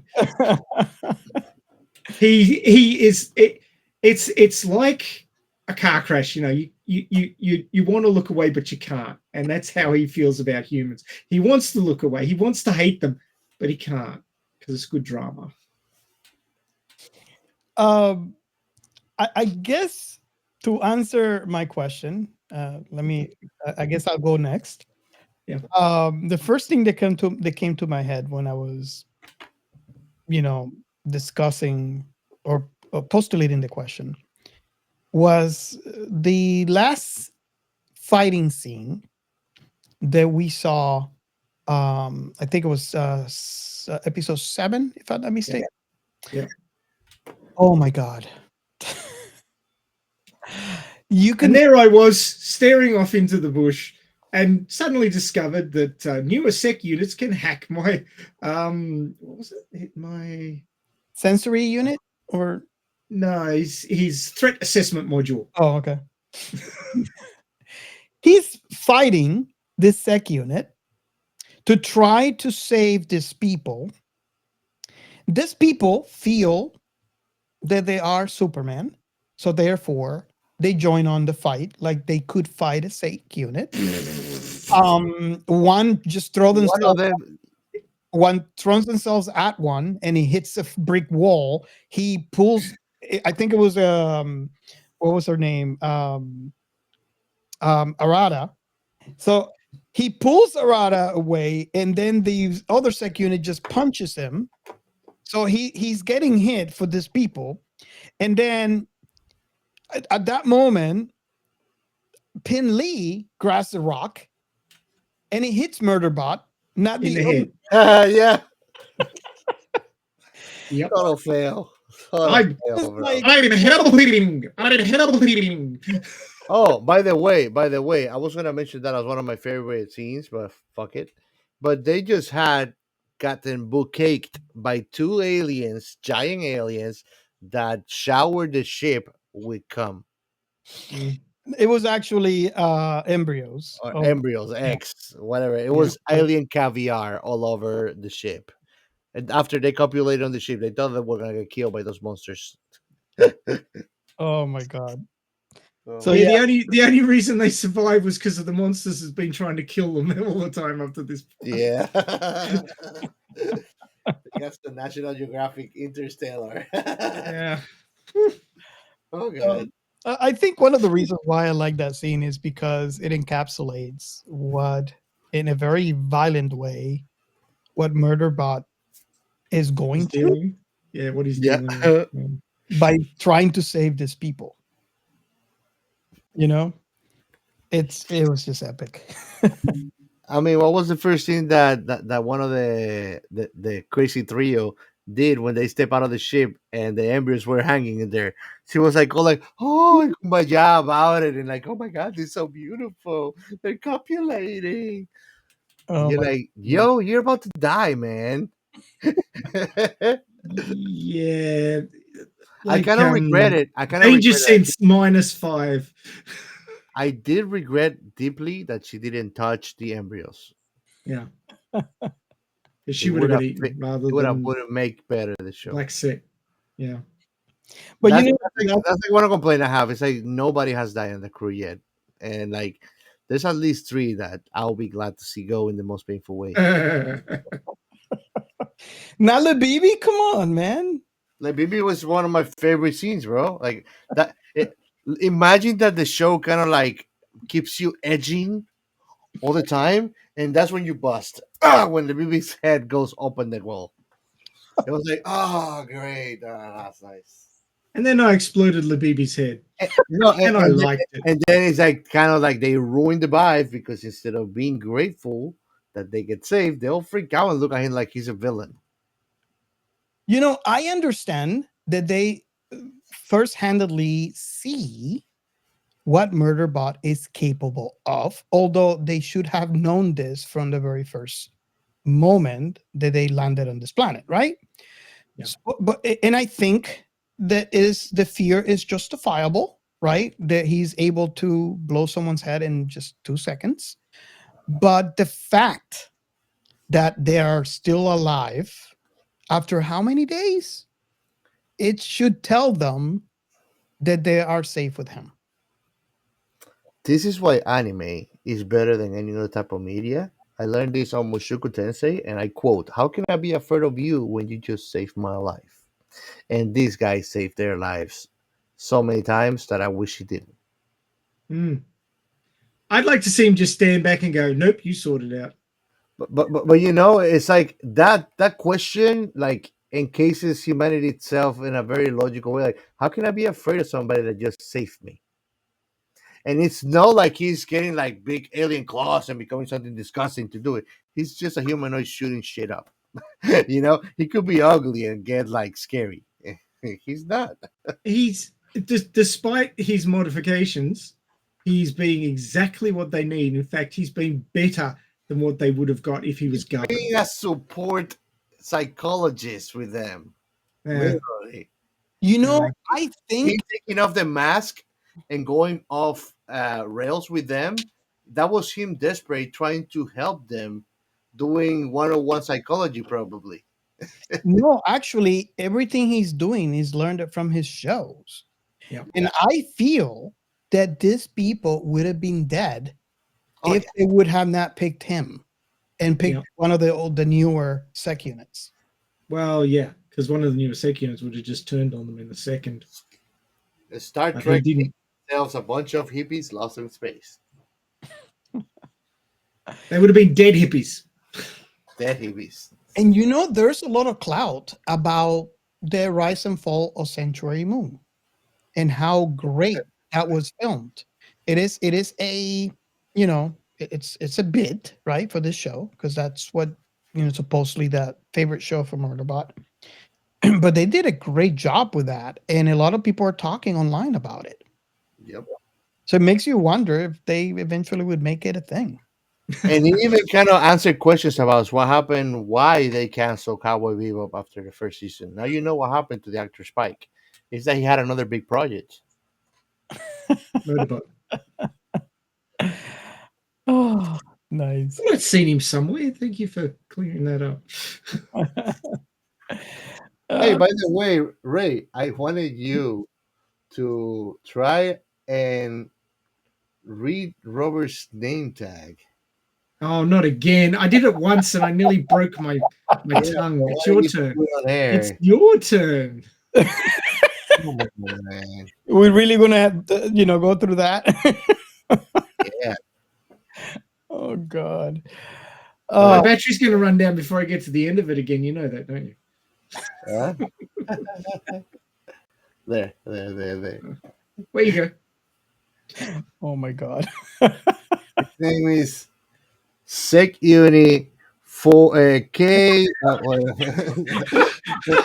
I can't read it. Battery's low. I can't read it. The battery's low. If you're wondering what's going on, poor podcast listeners, you're gonna have to check us out on YouTube. That was a very visual joke. Thanks, Chaos. You should be watching us. It's not that we don't appreciate you listening to the podcast. We appreciate every single one of you. It's just some jokes are visual. You can't really do them in audio. Yeah. Hey, I will have to paint you the picture.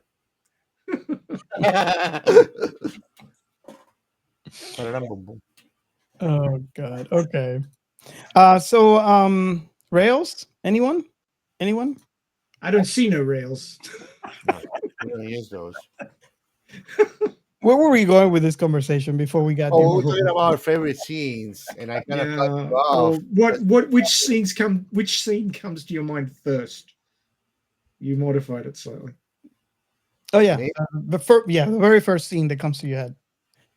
Well, I think we've had myself and Robert. And do I that kind one. of So, like Gio, what- segue on Robert with monsters copulating on top of them. Oh, that's your. But the BB's destiny was like glorious to me. I So- needed it because she was like a nice whore. She did a- Oh yeah, Okay, let me put it on a scale. I was very happy with the result. Put it that way. I was right there with Murderbot. It's like, yeah, This is a testament to how much of a great actress she is. That her death was as pleasurable as watching King Joffrey from Game of Thrones dying. That's a lot to say. Yeah. that's right up there. That's the top 5 Yeah. pleasurable, annoying character deaths in. Yes. Well, I mean, she did a good job, but she didn't go as far as King Joffrey. Like the poor kid, like people really hated him in real life. Like I don't think I will hate her or find her annoying, but she did a great. The guy who played Joffrey used to get accosted on the street. Yes, I know. I feel sorry for the guy. He's Yeah. not a great actor. So I do want to ask the audience on that same question. It's like if you feel the same way about Labibi, just join.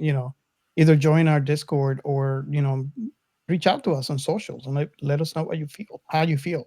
Was it as pleasurable as Game of Thrones, or do you have a different perspective? That's a crazy comparison, though. Don't move or I'm going to shoot Garat. But I thought things were going really well with the crew until I exploded Labibi's head. But I really enjoyed it. So let me guess this: when he was having the psychedelic trip, it was just the other unit messing up with his defense mechanisms. Yeah. Yeah, They were When I was hacking. watching that scene, I was like, "What the heck? Is he having a psychedelic trip right now?" Yeah, it wasn't fun for him because it was partly being deleted, partly being recoded, reprogrammed, and because he was losing some of like the most important like memories, that he had, then the non-important memories were like afloat, which is why he was having the trip of being inside Sanctuary Moon and being one of those, characters inside that show. Yep. Which kind of makes sense. I think that it's not the first time that he's been overwritten by one of those things. That those momentary flashbacks of memory that it's been alluded to, where he thinks he was murdering all the people at that mining station, was probably one of those command override combat plugs having been stuck into him so that he would go and do that. Yeah, because he feels when he's being overwritten like he's behind bars watching in a passenger seat everything happen. Yeah. At least until the override happened, it felt that way from the narrative perspective of his character. To be honest. Yeah.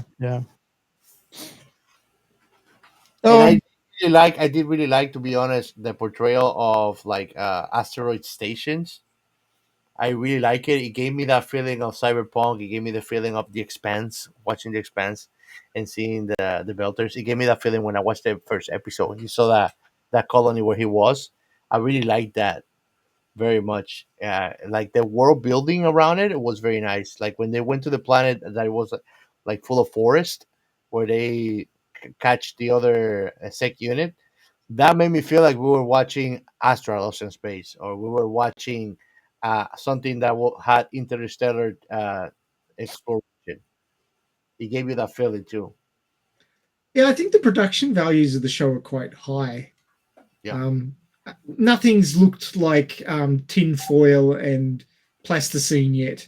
So Absolutely. Sometimes I felt like this You wonder. look might look like kind of like odd, like very like fabric, and then you will have the scenes where you haven't like open up and you're like, no, forget about it. This is kick ass.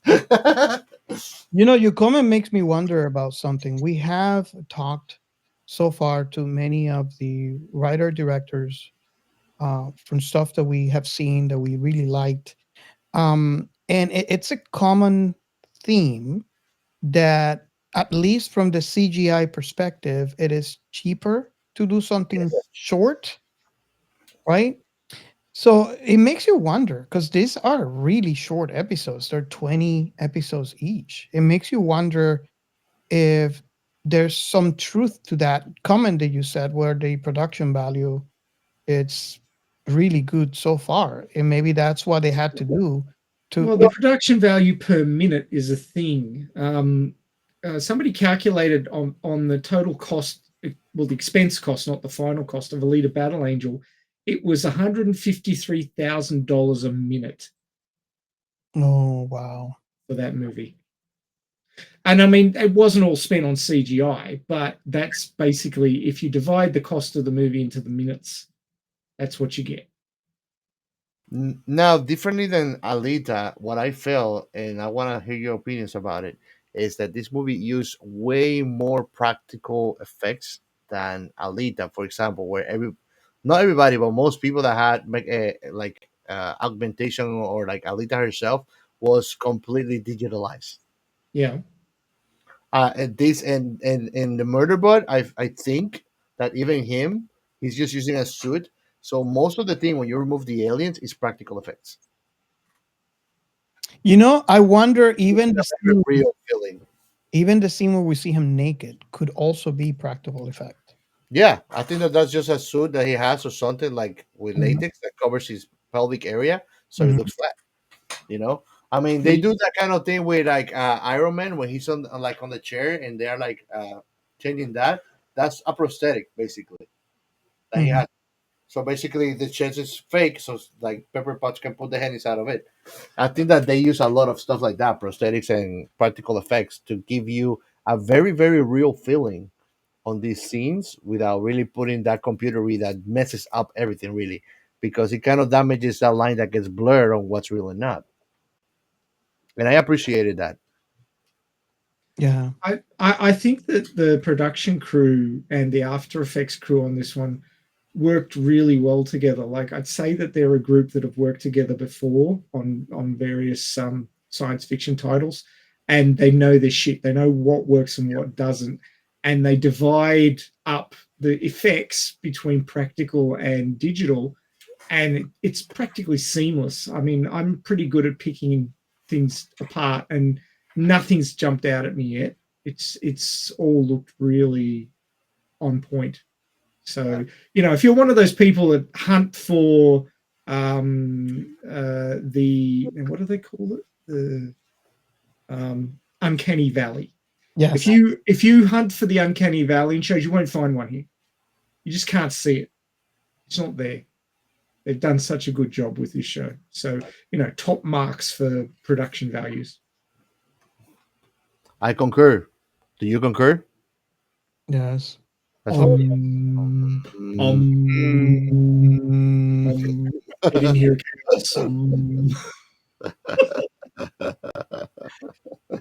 Oh my god. Yeah. Sometimes I worry about how on the same wavelength the three of us are.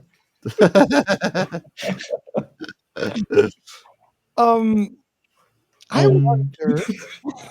I wonder if we could talk about Garathan's backstory. Wasn't that out of the blue? They just love to like drop things in your lap in this show, and it's getting more and more common. I'm like, wait a minute. I mean, What? what you just said? Yeah. Yeah. Oh, by the way, I'm a spy. What? I'm a spy addicted to drugs. Yep. It's like, well, Chemically justifiable addicted. here. Yeah, there's some questions in there. Like, for example, after the discovery, right? Oh shit! uh, I actually just got an epiphany that There's a is cream why for that. Libby was offering him drugs before she actually turned on him. who? Libby B, Libby. right? Libby B, right before she turned on him, she was pouncing and bugging him. Remember? And one of the things she did before she tried to get him to show him the data was trying to get him to get drugs from the counter. Oh, yes. Was trying to chill and he's like, "Oh, you want me to get something from the infirmary or something?" And I'm talking about drugs and stuff. And we're like, "No, no, no," you know.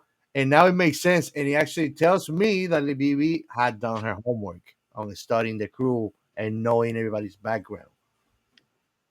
Well, she did say she's from not necessarily free commerce, but she's from the United. Either she did that or whoever organization is looking for them knows all of this about every single one of them. They had to. Barrel bigger.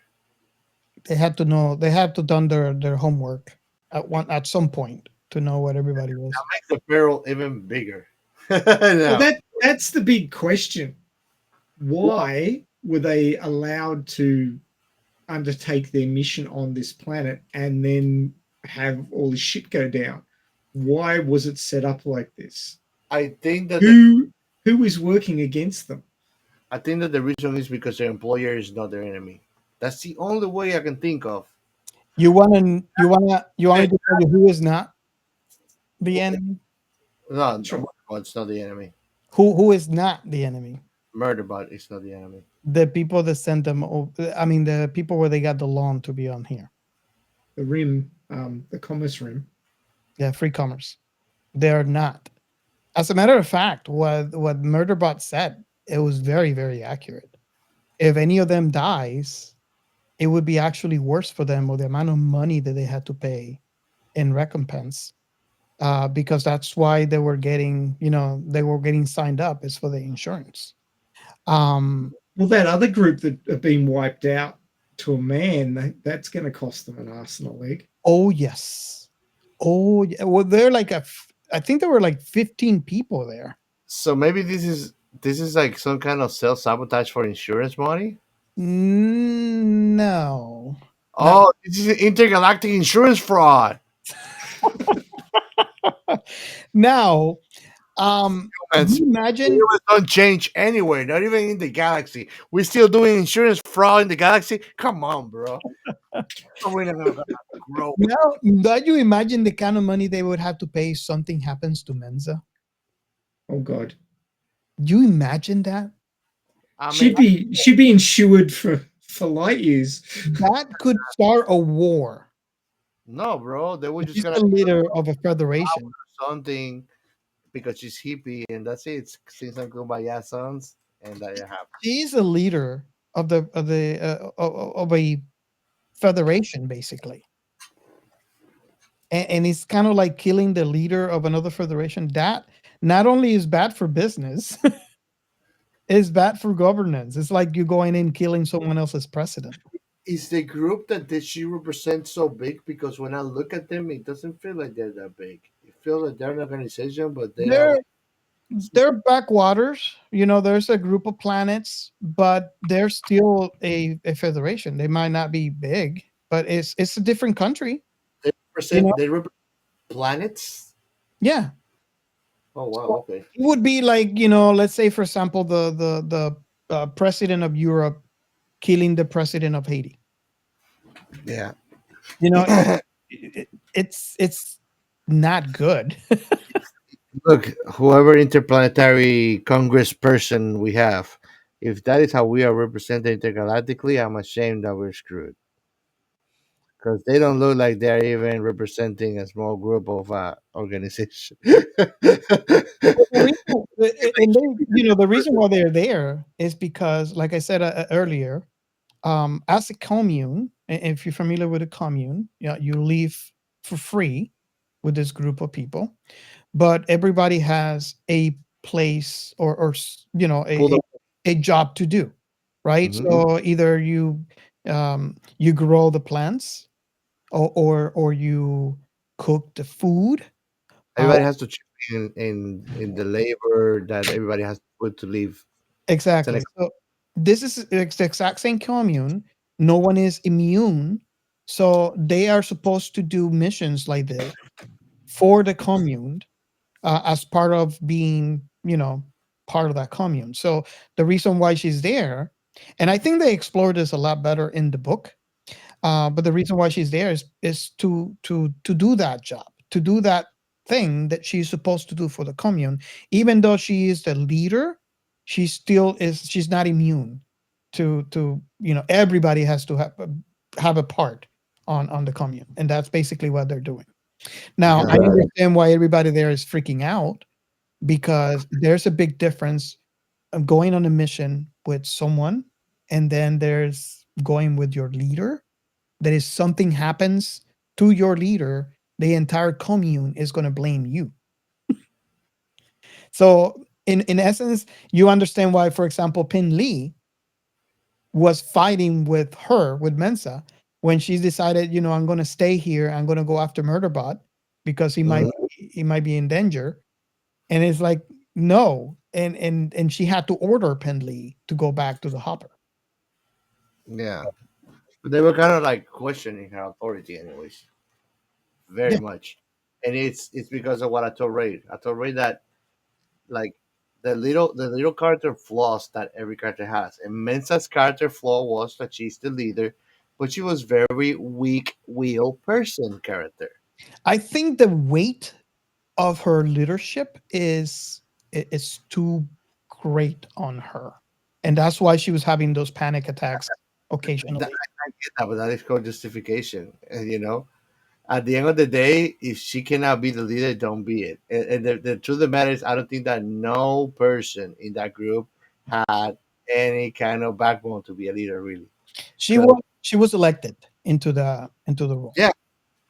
Well, like she had panic attacks, and she literally get herself killed at the beginning of the show because she didn't want to stop going up the freaking hill, even though every step of the way was a reason not to go. She did, like talk about stubbornness to the point that you can put everything in jeopardy. I think It could well be that if she's like back on their primary planet in the conclave, whatever, running things there, she's completely at home and quite functional. But Yeah. she's completely out of her comfort zone doing this, Yes. and she hasn't done it before, and Yep. she doesn't know what to do. She's like treading carefully through a minefield that she wasn't prepared to walk through, and it's all gone to shit. And I'd have panic attacks if I was in her shoes. Holy crap. Because in essence, she is responsible for the people that are under her. She's the leader. So anything, like, look at the panic attack he had when Barwash was attacked by that centipede. Because she's feeling like it was her fault. She's the leader. She should have prevented that. And she didn't know that the reason why is because they did not listen to Murderbot when he said, get back to the hopper. Yeah, but you get what I mean. How reliable you think a leader is if he breaks down every time that something happens and there's a crisis? It's not reliable. You got. I'm talking objectively here. I'm not talking here sympathetically. Well, let's discuss the lemmings. I mean, the characters in this show. Here's the thing. If there were no Murderbot, the crew really doesn't make it far. I don't think that the show would have lasted. They'd all be dead in the first episode. Yeah, come on. Look, First you purchase a security unit to keep you safe. Rent It it. tells you to do something to keep you safe. You don't listen to it. Yes. And then you tell them things that goes against the main order that you gave it Yeah. indirectly. But you can see the problem here. You ask for it to keep you safe, and then you refuse to follow its orders. Mm-hmm. In a dangerous situation. You are your own worst enemy. You're a lemming. Yep. You're running at the cliff, and it's trying to stop you from leaping off. Yep. Oh my Do you God. understand now what misanthropy means and how purposeful is? Yeah. I kind of feel like these characters were deliberately written to showcase the worst negative traits of people as they are exposed in modern social media. I heavily agree with that. I heavily agree with that. I agree with that. I mean, you're looking at things like jealousy, paranoia, desire for validation, emotional thinking in emergency situations, misinformation, social control, taking people for granted, lack of appreciation, and so much more crap. Emotional intelligence. Let me put it this way, okay? My concept of a leader of a group of worlds, that selection of humans is the cream of la cream. This group that they show you here, I can pick from a college undergraduate group better people that are more capable. And these are interplanetary leaders or something. You feel me now, Robert? The people that you sit down with in your working meetings probably have a bigger sense of professionalism and sense of duty than the characters. Well, to be clear, the only leader there is Mensa. The other one is they're just part of the. would you would you say that a supervisor in any job on a grocery store has more professionalism and purpose to their job than these people that are more Let's The thing is, you're saying this cheating on each other and being jealous with one another? you're saying these people, but I am trying to understand because there's only one leader. Not everybody is any level Oh, of. no, I'm talking about they are all being morons. I mean, Oh yeah, that's the problem. She's the leader and she doesn't feel like a leader. But they practice the first among equals philosophy, which doesn't work. yes, No, it doesn't. It doesn't. yes. That's the thing. They're a total paradox.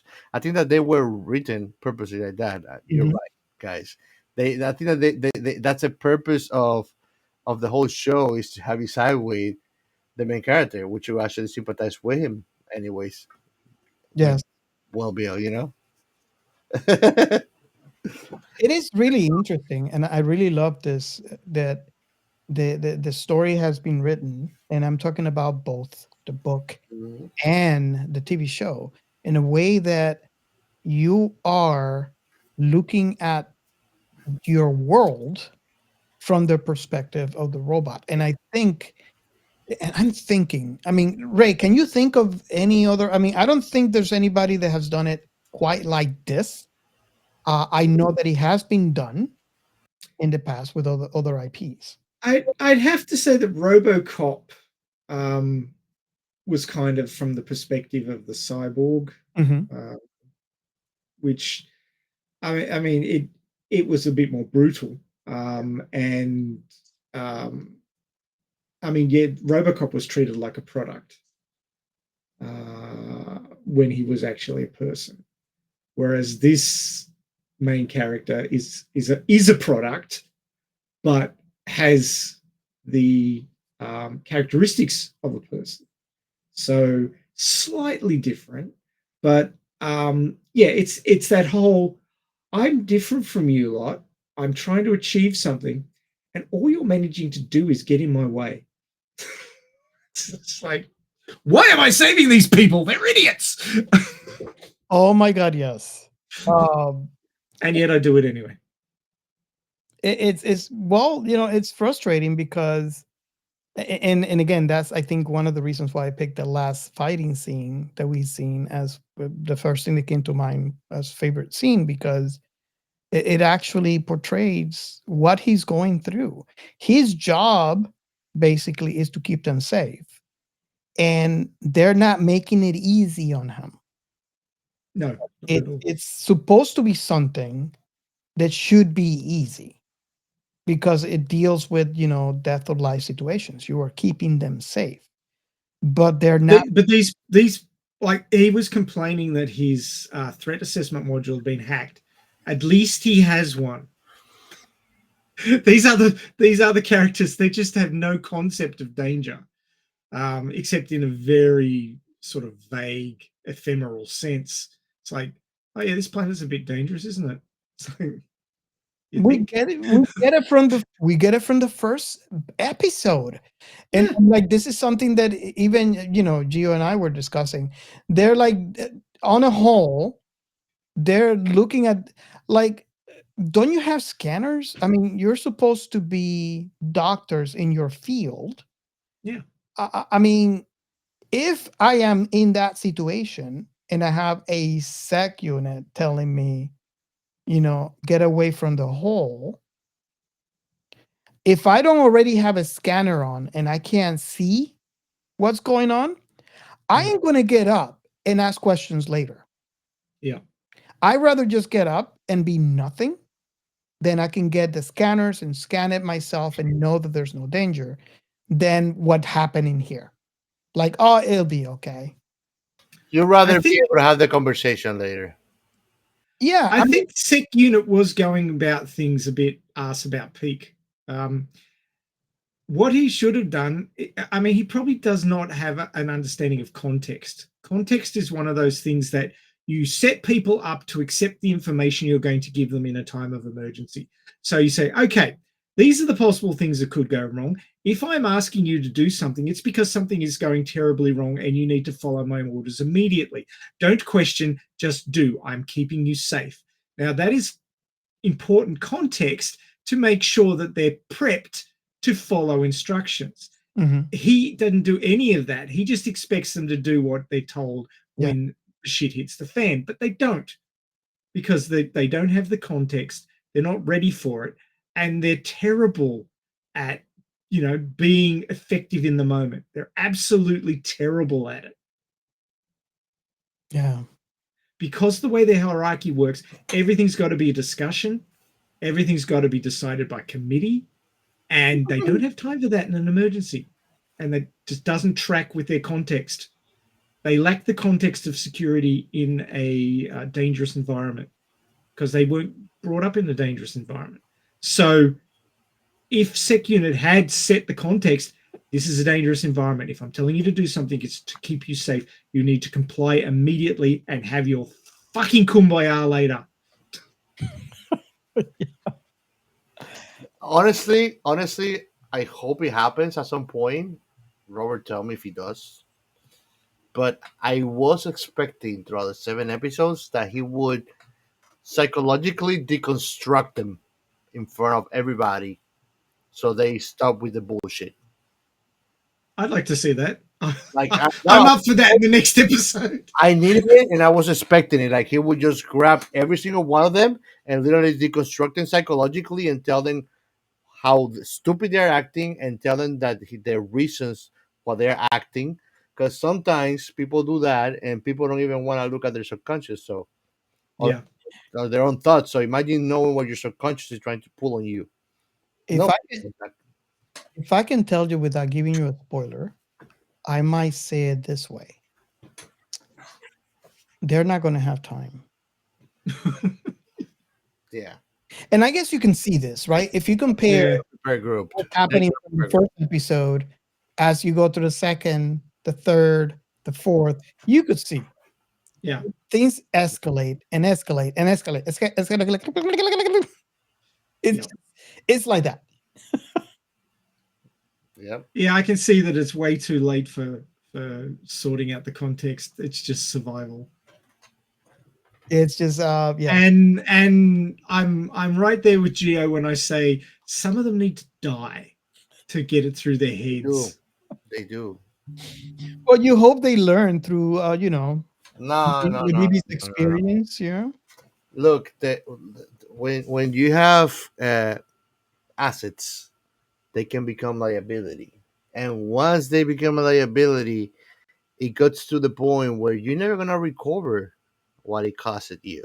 So you better just cut in the cord. There's at least 3. I agree with Ray. Those cords need to be cut off, no question asked. And I promise you, it will make the show better with their absence. They are like fillers on the crew, you know. You know that the first time somebody actually dies from that crew, they're all going to blame Murderbot. Doesn't matter how stupid they were to get themselves killed. They're just going to blame him. Yep. I mean, just look at what happened in the first episode. You know what I mean? It's just like, yeah. Gio,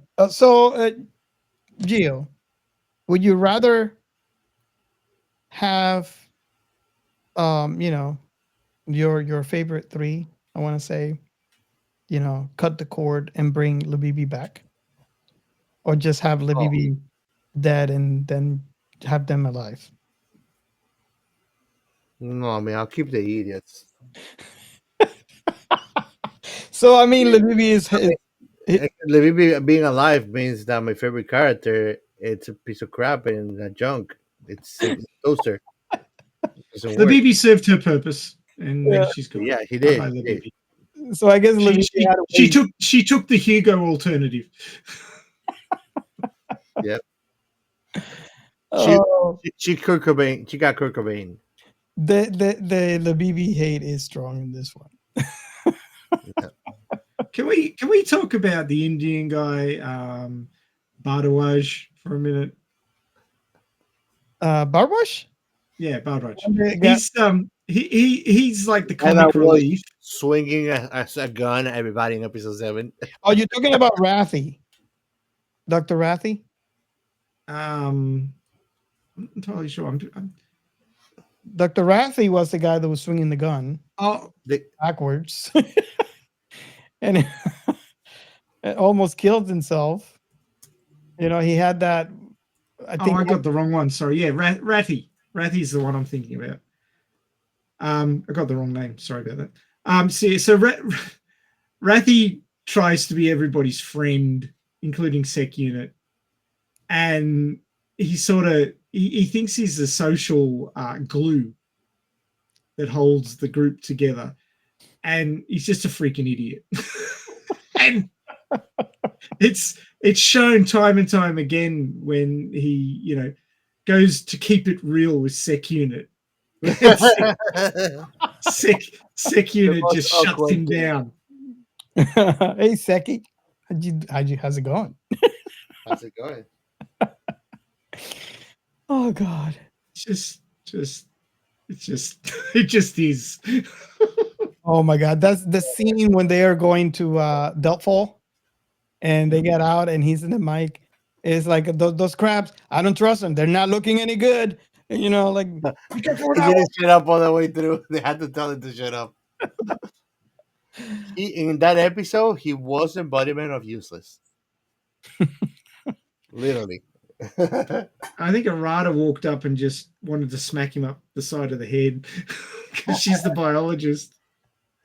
Oh my God. Oh, but the on a social level, the way he pushes himself into the relationship between Pin Lee and Bardawaj.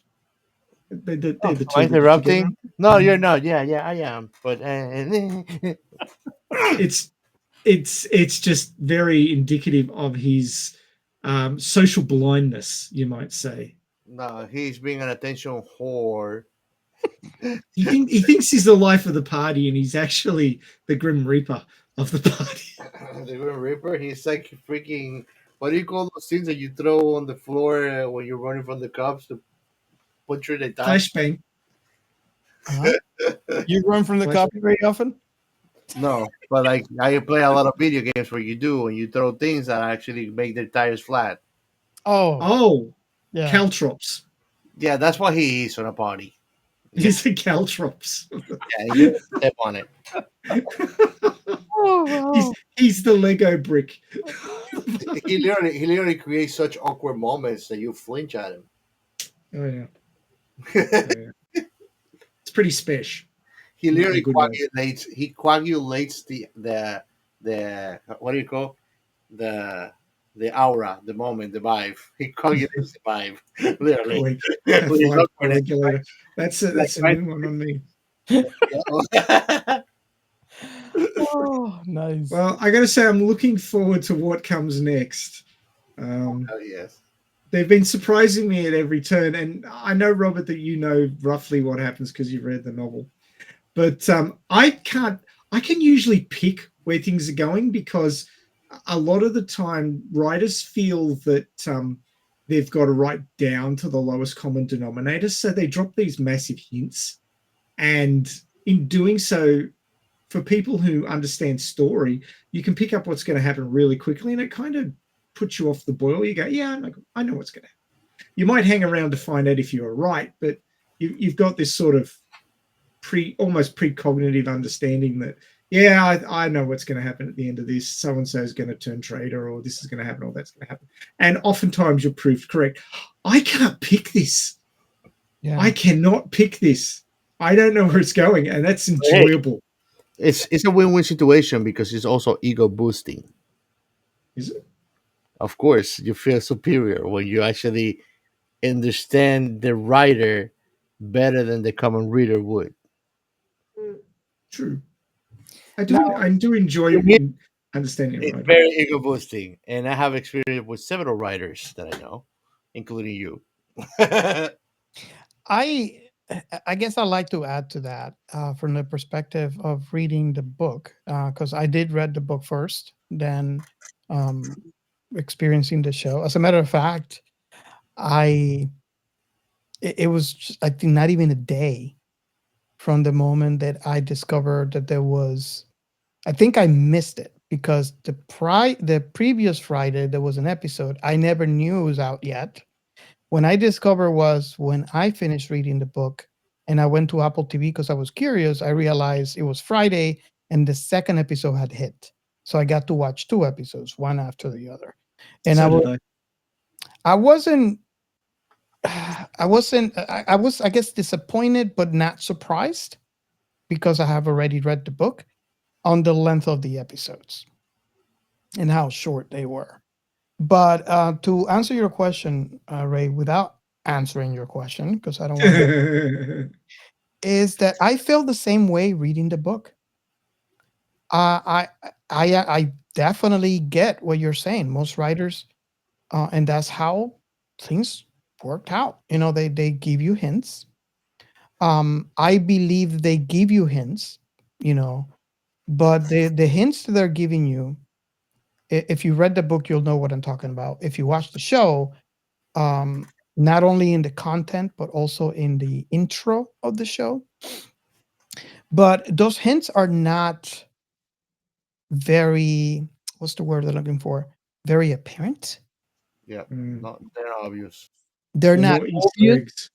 to tell you, oh, that's what it was. They're obvious after the fact. Yeah. But I agree with you. They make you think to catch them. Well, you make you wonder. It's like, what is that all about? Yeah. And then when it happens, you're like, oh, that's what that was all about. But yeah, I felt the same way as you reading the book, Ray. I did not know where it was going. And like I said earlier at the beginning of this episode, I was surprised about the ending because I was not expecting that ending. Well, I mean, I dropped breadcrumbs throughout my writing as well, which are obvious to me because I wrote it. But you know, because you don't know where it's going, you just won't pick it up until you've read the ending, and then you go, "Oh, that's what that was. I get it now." Yeah. That's half the fun. So I'm really looking forward to the end of the season to find out what the frig's going on. So yeah, patience. Must resist. I'm like seriously resisting the urge to go and find the book and like scull it down. I really want to find out what happens, but I don't want to spoil my watching of the show. So it's only another 3 weeks. I can behave. I am having so much fun because, and I said this earlier, even on season 1, if you watch this show long enough, that I really enjoy doing this, where you actually would read the material, the written material first before you experience the movie or the TV show, whatever that might be. I'm having so much fun because not because I know what's going to happen, but there's 2 things, right? The obvious is you get to watch what you saw in writing, what you imagined, and try to get to compare. Was it like you imagined it? Which most likely it's not. because we all have different imaginations. But it's always fun to watch how that turns out from what you had in your head when you read it. The other thing that I'm enjoying is that when you do that, and it's kind of hard for this book because this is from the perspective of Murderbot, you get to be kind of like inside the characters' heads.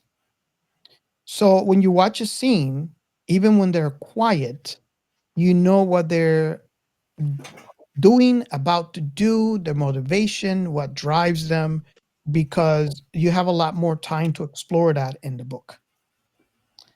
And I'm having so much fun every time I do that. And this is one of those ones that I was lucky enough to be able to do that.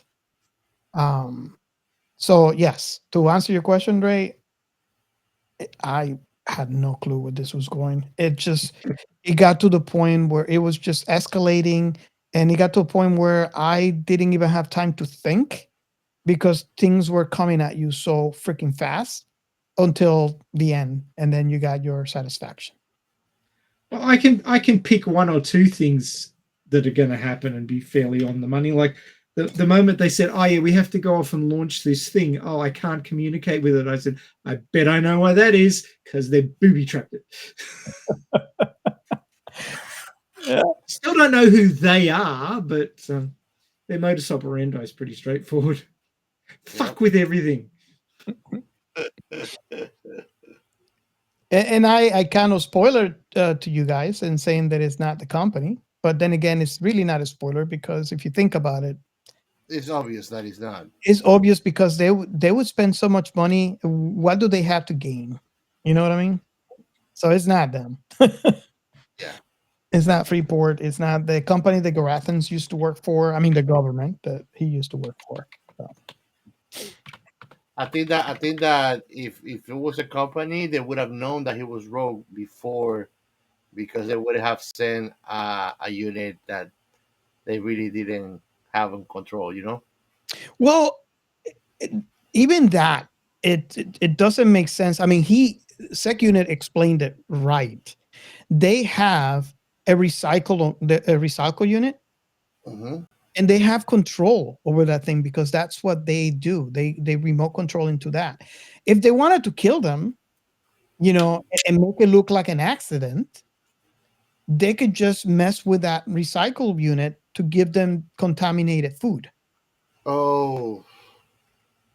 And then they'll all be dead before they knew they were dead.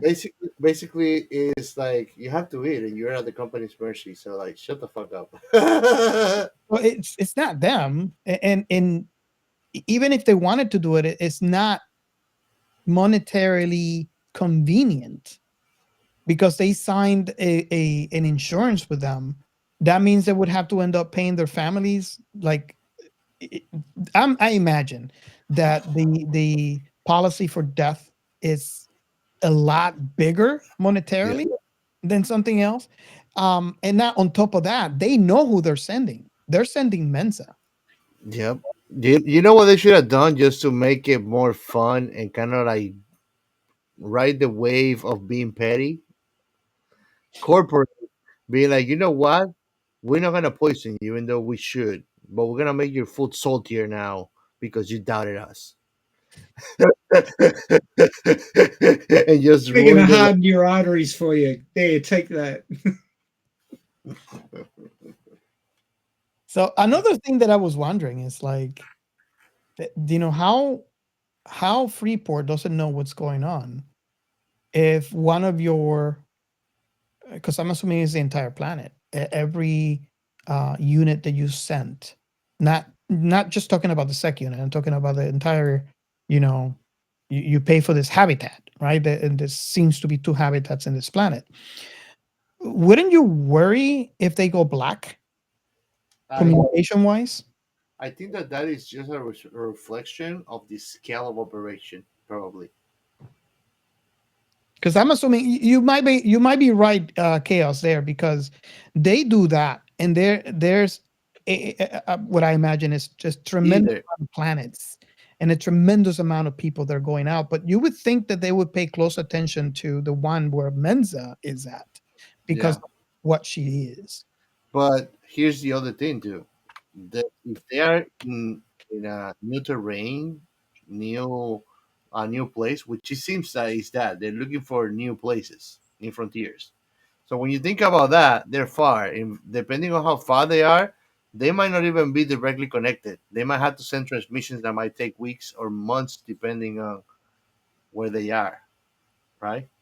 Well, Unless they have, because they don't specify that, unless they have taken control over some kind of black hole or wormhole technology to bounce distances faster than light.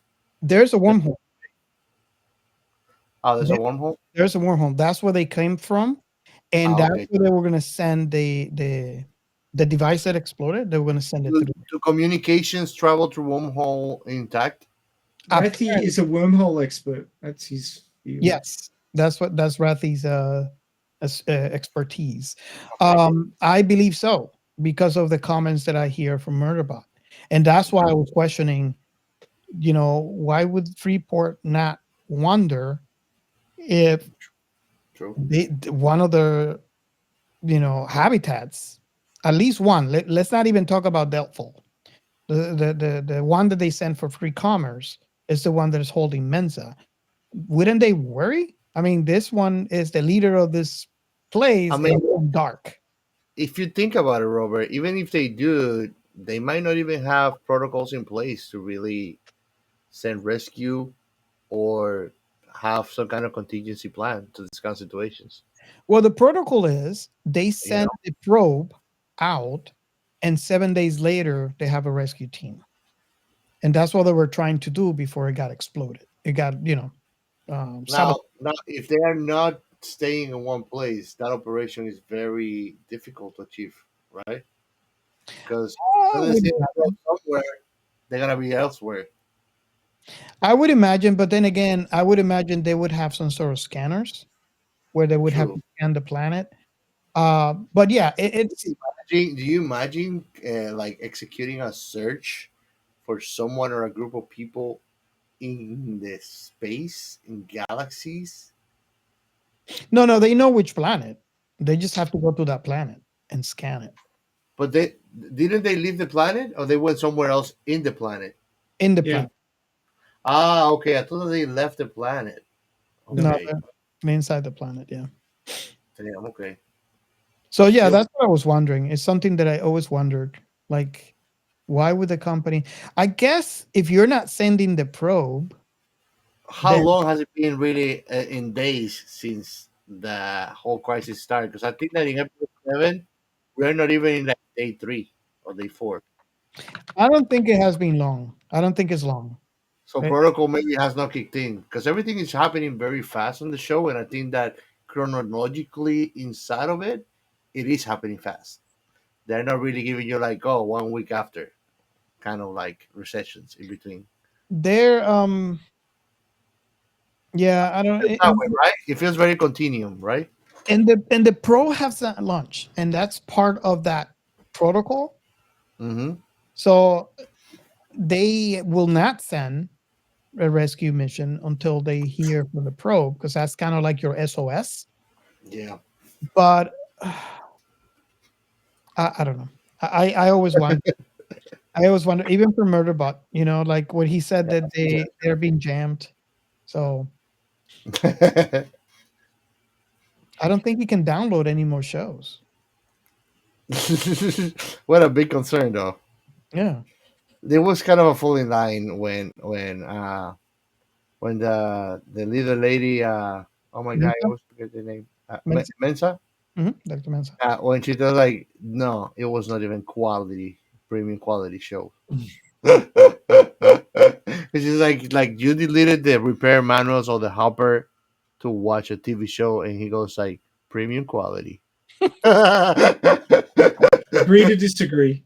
He says without a shadow of doubt, he says premium quality. that's like you. I don't care. It was only a backup. Yeah, it was a backup. I can understand him. If you're gonna be cast away somewhere, you better have your show. Exactly.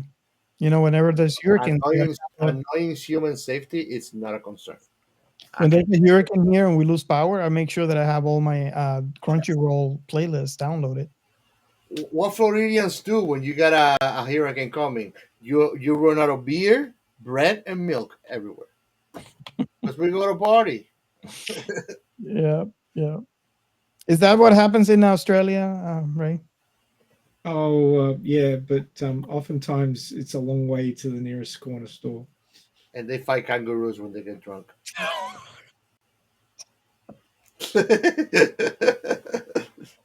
Oh my God. Okay. I'm telling you, you're going to be in trouble when you go there. One of them is going to knock you out. Probably will. I'm gonna adopt a dog that I'm gonna live with Ray, and we're gonna call it. You know what? I'm gonna. Oh, there you go. Just like that. I wanna. That is Captain Chaos facing a kangaroo. I'm gonna adopt a dog to live it with Ray and his kid, and I want to call the dog Dingo.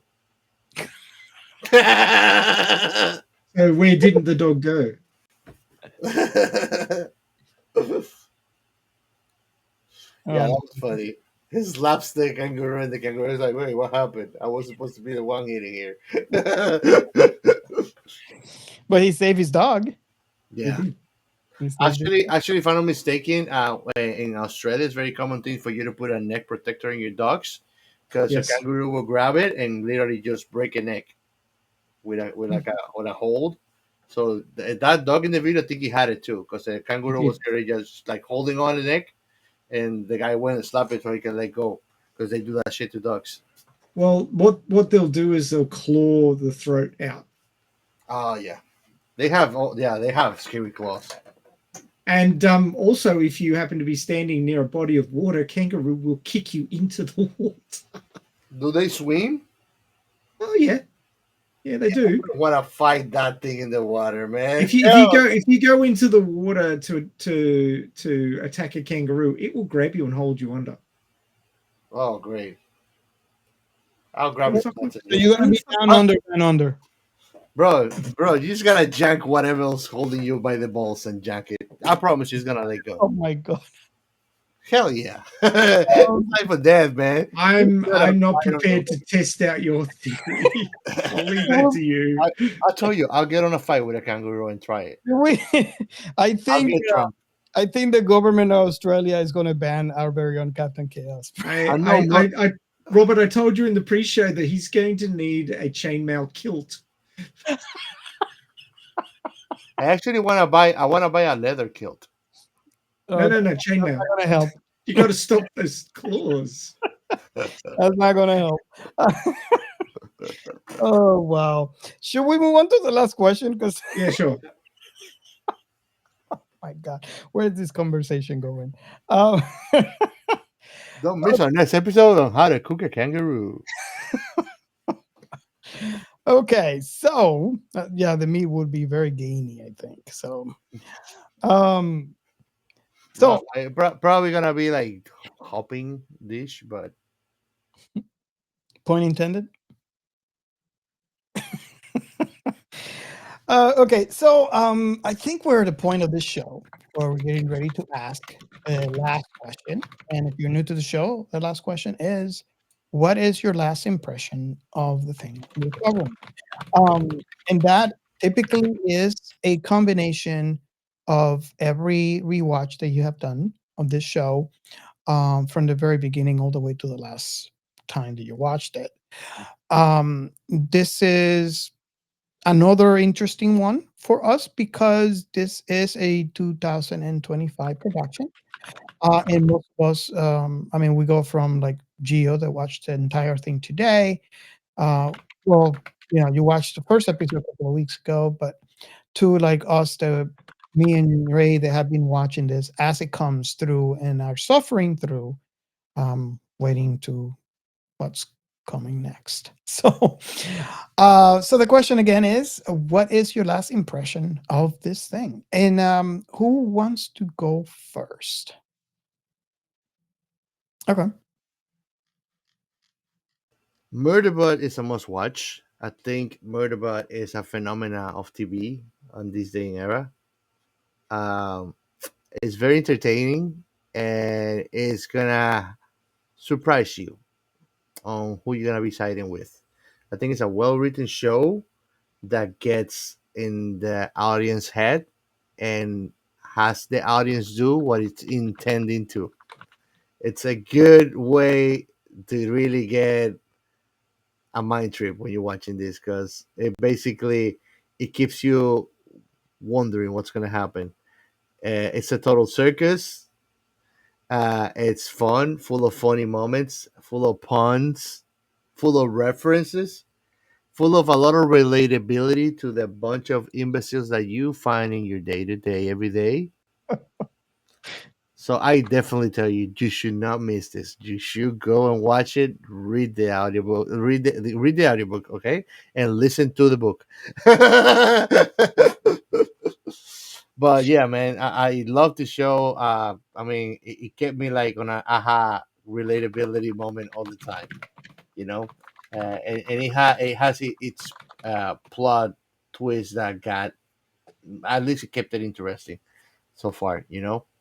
I definitely gonna be reading this audiobook. I'm gonna keep on saying that probably. But yeah, man, that's it for me. What about you guys?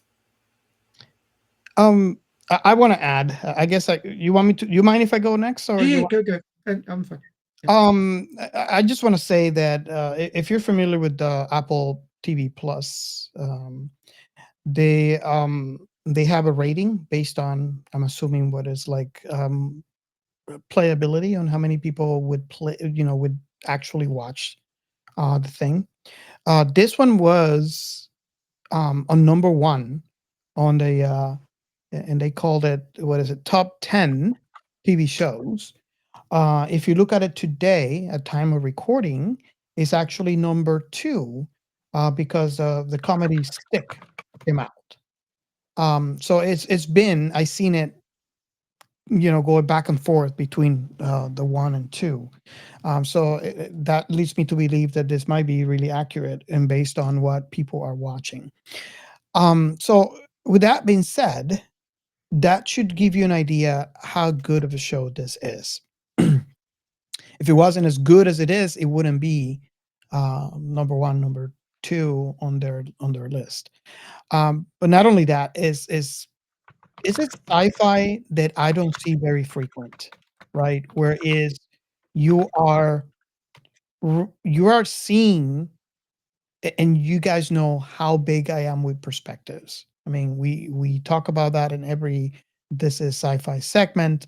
I really enjoy perspective, and I strongly believe that we become a better person by being exposed to other perspectives, because we all live inside this meat suit, and if we are not careful, we are only and that's why we have biases, is because it is very easy for us to see everything from our own perspective, and it's very important as a community to being able to expose to other perspectives so you learn about that. And the great thing about this show is perspective. It shows you what's going on from the perspective of this non-human entity, which I think is great, to the point where you relate very humanly to it. I think, honestly, my personal opinion, that is a testament of great writing. And like I said, it's not something that I've seen before. I mean, let me rephrase that. It's not something that I see frequently before.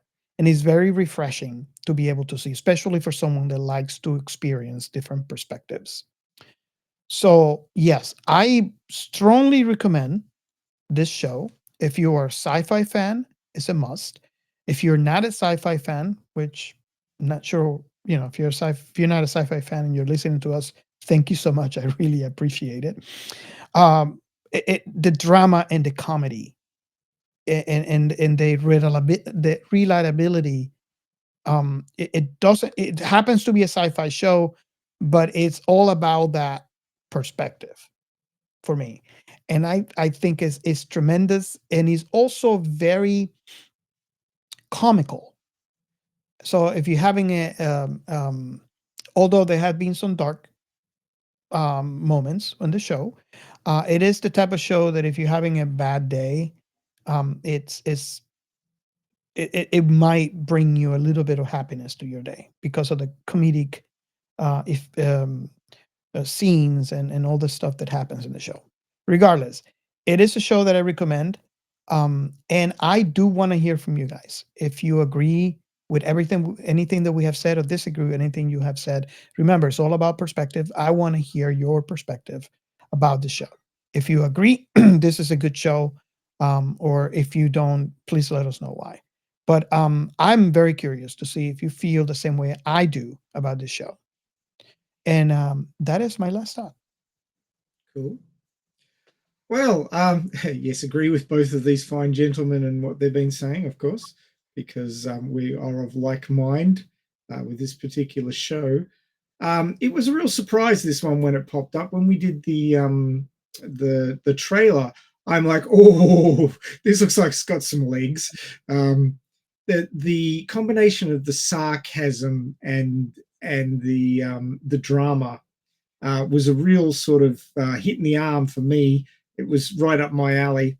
And to sort of expand on what Robert said, the positioning of a character which is outside the flow of human drama and is also on the spectrum, you might say, not understanding human emotions the way the humans all around it are portraying them, and then having to work with them, deal with them, and protect them. It echoes a lot of the shit that people go through with the public and their workmates, and just people being selfish, stupid people around them, driving them mental. And you can really relate to Murderbot and what he's going through, even though he's not a person. He's an artificial construct that just isn't within the flow of humanity, and yet he's so affected by it and has to work within it, work within the bounds, like we talked about earlier, that his governor module's been hacked. Theoretically, he could just shoot them all and walk away, but he can't, because he's bound by being hunted down by the corporation. If he does this, he's bound by social etiquette. He's bound by all the things that we're bound by as people in our society. And yet he's not part of that society, and yet he's still bound by it. So he's trapped, and he knows he's trapped. And the only escape he's got is watching, well, they're like midday soap operas. Star Trek. And the fact that he's watching soap operas to get away from the soap opera he's living is one of the most amusing things in the whole show. But the production values of this show are fantastic. The writing is great. The acting is on point. The characters are all interesting and infuriating. Well spoken by Gio of the infuriating part of the whole situation.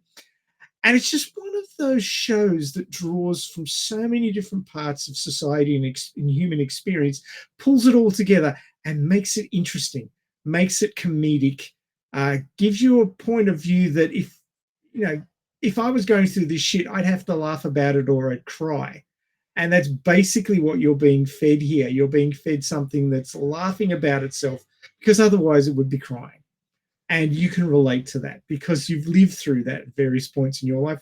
If you've lived long enough, you've been through some shit. You've seen some shit, and you've been hurt. You've been sad. You've been upset. You've been super frustrated. We've all been through that, and we can relate to Murderbot going through this almost like a newborn who hasn't got that societal belonging, and yet he has to deal with it in the only way he knows how. And he's taking TV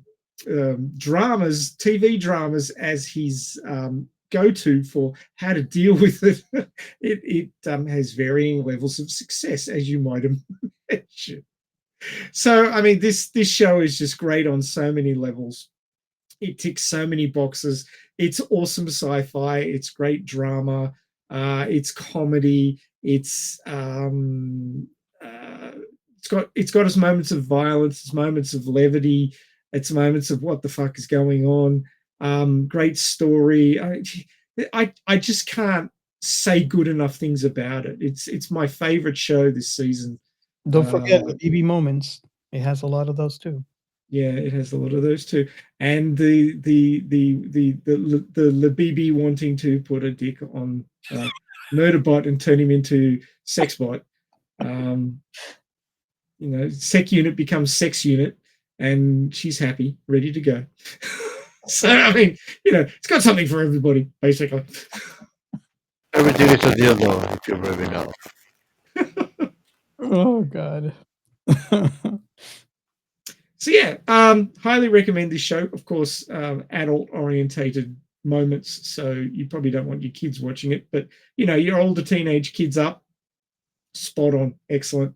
And it has a lot of moments that if you watched it with relatives, you'd have opportunities for conversation. It might get you thinking about your own situations and bring to light things that have been bugging you, but you haven't had an opportunity to discuss them. It may bring to realization things that you've been stressing about or you've been frustrated about, but you haven't really coalesced them into solid thought yet. And that's what good science fiction does. It brings you forward into the future, and it also explains your present to you as well. And I just can't say enough good things about this show. And I'm really looking forward to the last 3 episodes and finding out who's dicking everybody around. I want to know what's going on.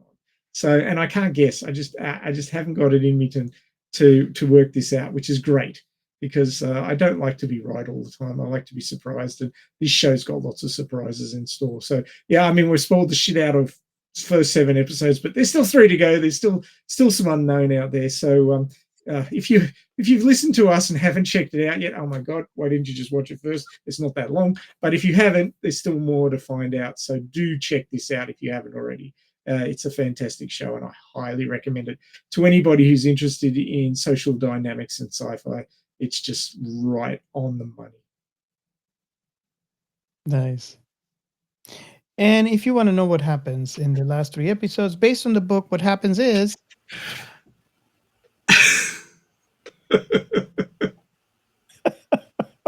evil, man. Evil.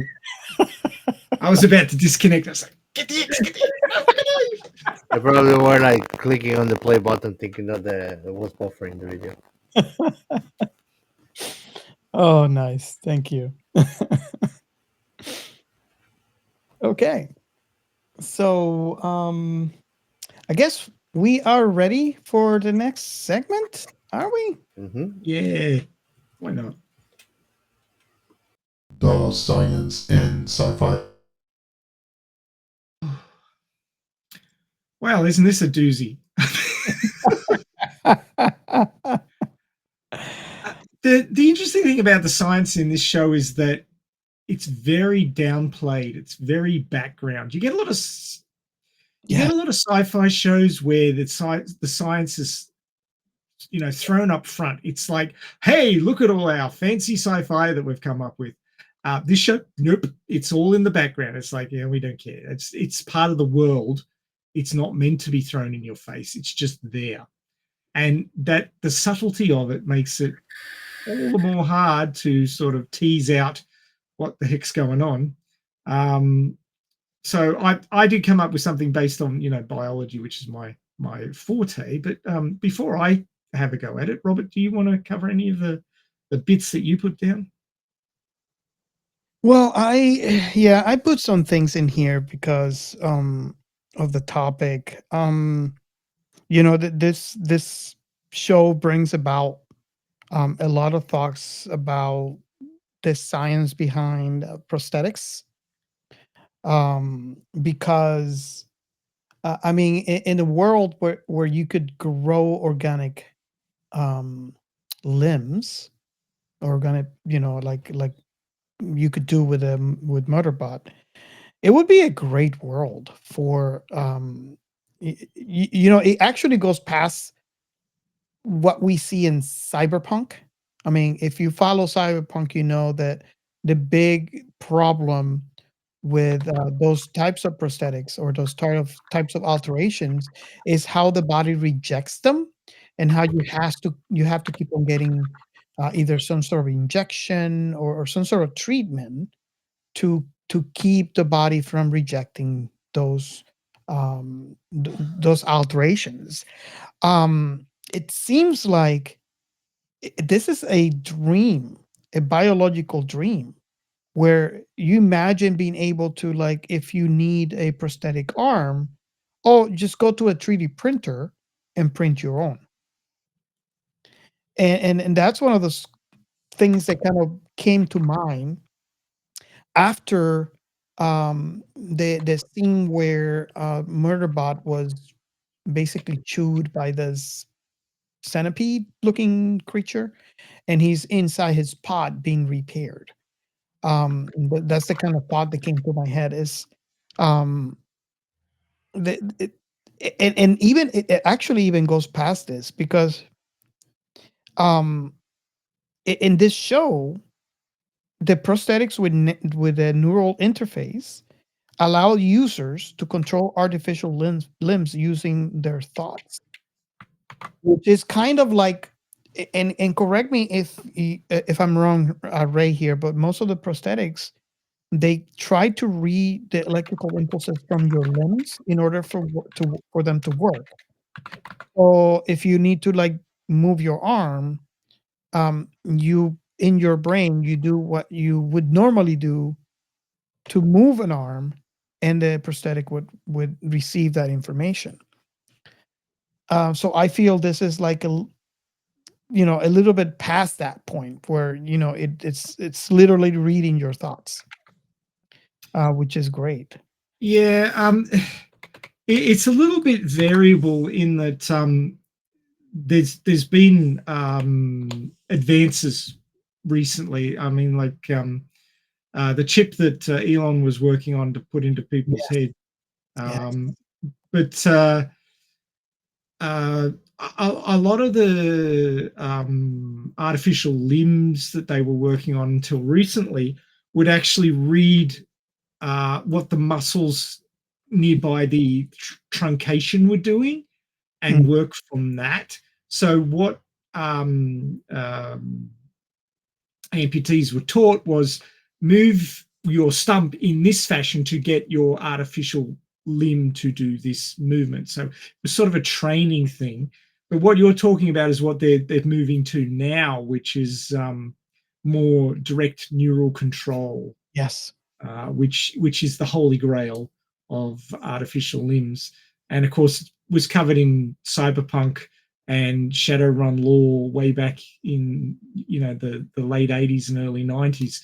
The whole cybernetic interface business between human nerves and cybernetic electronics, and that's still the holy grail in being able to get each to talk to each other in a fashion which is functional for human movement using artificial limbs. That's what we're seeking Yeah, that's to end up at. that's what really gets me excited, because that's actually the missing. Well, there's two missing parts here. Let me be clear. I think the main missing part is that you just talked about, is the what they call it, a BCI, which is the brain computer interface. We need to have that in place, number one. But like I said, when I mentioned cyberpunk, is that we have that in cyberpunk, right?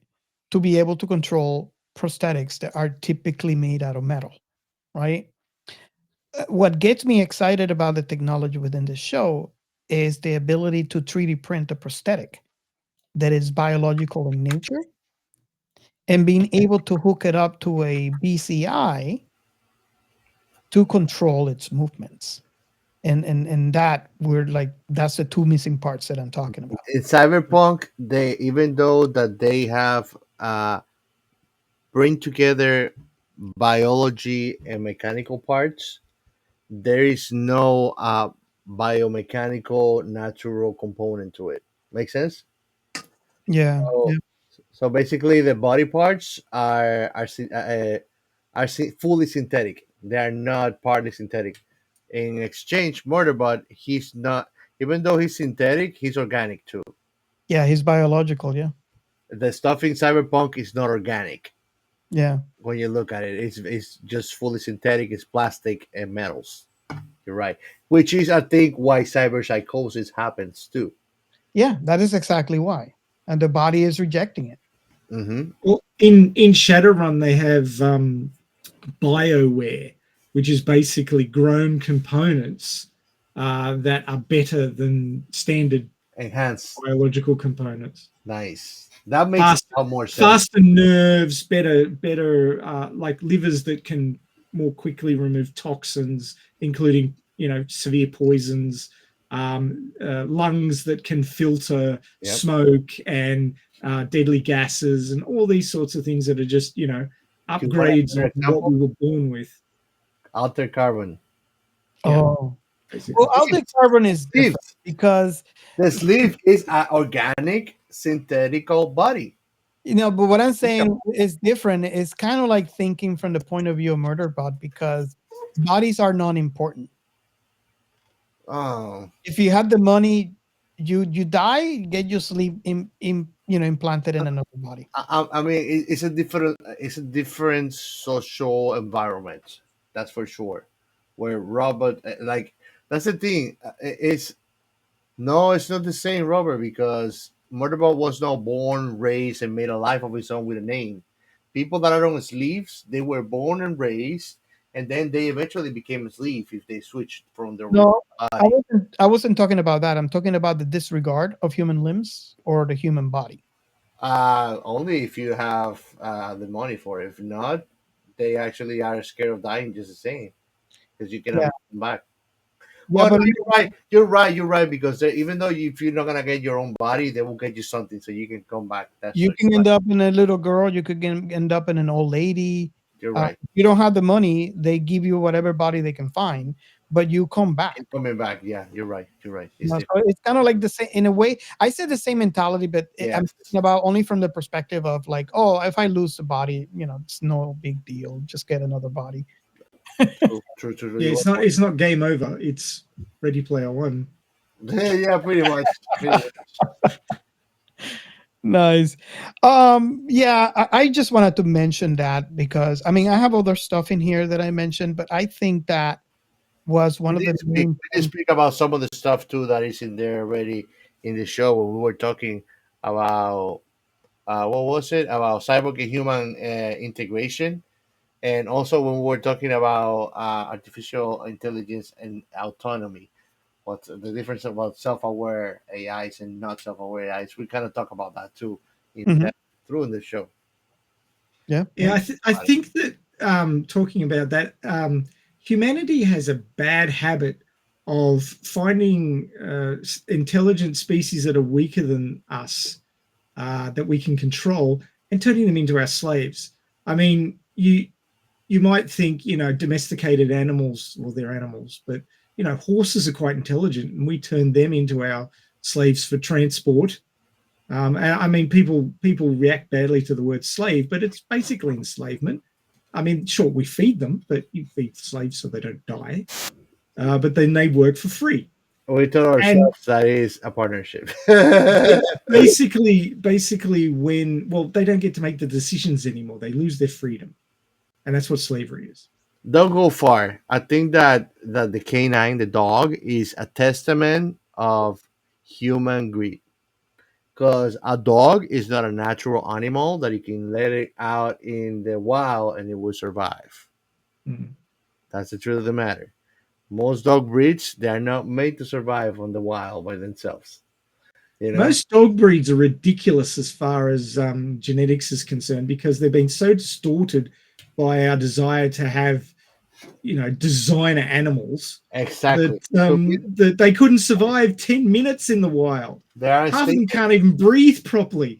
Exactly. To me, they are a statement of what mankind is, how greedy it could be. That we made. I was talking to a friend of mine the other day, and he literally did not believe me that what he knows as a banana is not a natural thing, and he didn't. And I told him, "You don't know what a banana looks like," and he told me, "Yes, I do." And then I showed it to him. He told me that's not a banana, and I had to show him and prove to him that it was a banana, and that his life has been a lie. Well, bananas have been genetically selected for no seeds and large Yeah. fruits, which is not an advantageous to a wild plant. Yeah. Certainly, having something that's worth eating It literally would is not advantageous perform well. if they have seeds in there that the animal will swallow and then spread with guano, which is poop, to then allow the plant to grow a new individual from that seed with the fertilizer that's provided by the animal's poop. But the whole situation with the banana now is that they're cloned. They're not a sexual species anymore. They've been selected for smaller and smaller seeds to the point where you can't see the seeds in the banana fruit anymore. You can eat the whole thing and you'll never find anything crunchy in there because the seeds are gone. Yeah. They're now clonal. But what that means is that the genetics of all the banana species, like Cavendish bananas, they're all identical. So if a disease comes through, they're all gone.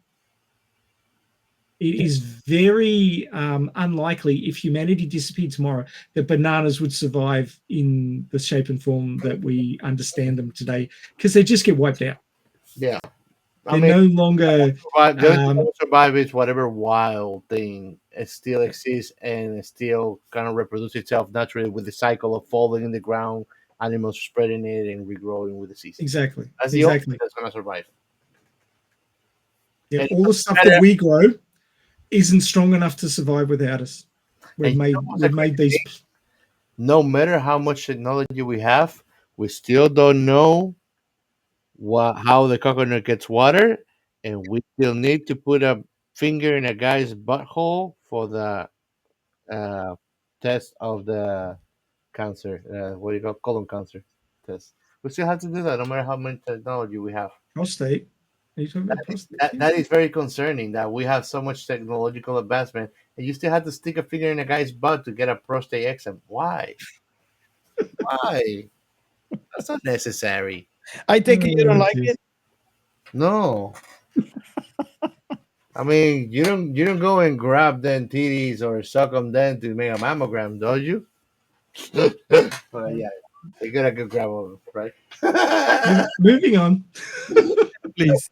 Okay. So, somewhat related to what Gio was just saying, we saw in episode 7 the two horrific monsters that were outside the hopper suddenly decided to use the hopper as their wedding bed and got it on and made babies. So I was thinking to myself, what are some of the extreme creatures on our planet that are considered, the most extreme sexual, well, I wouldn't say deviants, but their sexual proclivities would seem unusual or extreme to us. Bonobo. And this list will surprise you. I'm telling you this right now. So coming in at number 5 is the barnacle. You know those things that stick on the bottom of boats, the little shellfishy things? Wow. Yeah. Barnacle sex is considered extreme due to their hermaphroditic nature. So that means that they can be the male or the female. And the extreme length of their penises, which can be up to 8 times their body length. Now I know that Gio wants to be reincarnated as a barnacle. Now you know what's going to happen because you told me go fuck yourself in the past. I'm going to end up like a barnacle fucking myself. Additionally, some barnacle species can broadcast their sperm in the water, relying on the currents to deliver it to distant mates. So not only do they have... going into the ocean is case, fellas. You're drinking sperm and bathing on it. From God knows why. That happens a lot. From God knows what. Yes, barnacles are being hung like a barnacle is actually it's one of the main problems of boat owners is that, and it's actually very, very expensive to remove it because you literally have to lift up the boat out of the water, no matter the size, and scrape that up before it actually corrodes it eventually. It's costly. Would you say then that barnacles have been massive dicks about? Yeah, stuff they've in the been book? dick about it. They've been dicks about it for a while. They've been I dicks love, I love making you laugh, Robert. and they've been telling all boat owners, eat a bag of dicks. Yeah, basically. Literally. Okay, coming in at number 4 on the most extreme animal copulation, short-beaked echidna. The female mates only once each mating season, and by running away for weeks on end, she tests the fitness of her male suitors, with her sharp spines preventing them from mating unless she's receptive to their advances. So if you think, guys, that you have a hard time chasing women in human society, imagine being a short-beaked echidna and having Now to I chase know. a spiky bitch for weeks Is that like a in the chipmunk? hope of getting your end in. Is that like a chipmunk? Oh god. Echidna's animal like is a chipmunk? spiny anteater. It's kind of like that, but from Australia. Of course, it's from Australia. Where else would it be from? Of course. Anglerfish is at number 3. Anglerfish mating involves the forming of sexual parasitism, where a much smaller male anglerfish fuses permanently to the much larger female. Oh my god, what the hell? This is an extreme adaptation for survival in the deep sea, where finding a mate is rare. The male effectively becomes part of the female, relying on her for nutrition and becoming a sperm factory. Wow. You know, some guys end up being ATMs for their partners, and I'm sure it happens the other way around as well. But you know, it sounds pretty bad being an ATM, but becoming a sperm factory, that's got to be like the worst. Wow. Oh my god, that thing is ugly. That was not made from God. The anglerfish, yeah. The anglerfish are pretty gruesome. Oh wow, bro. Share the image, dude. Share it on screen. Okay. So the dear listeners can Just cancel.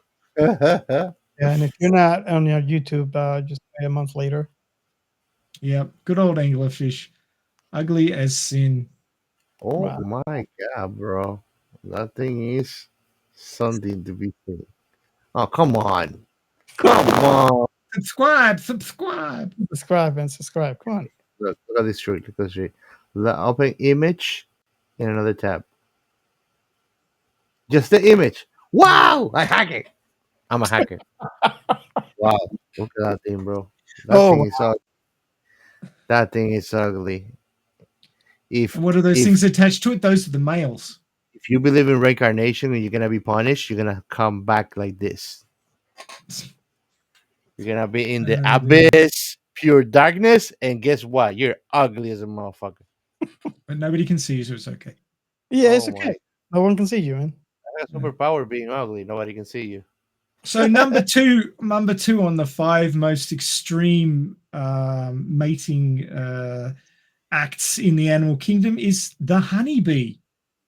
Male honeybees or drones die after mating because their endophallus gets stuck inside the queen. Basically, she rips his dick off. It's kind of like Murderbot, if you think about it. Once the drone pulls away, his endophallus gets ripped out of his body. The loss of this vital organ leads to his death. Yeah. Wow. So you get to do it once, so you better perform well, but dudes. Wow.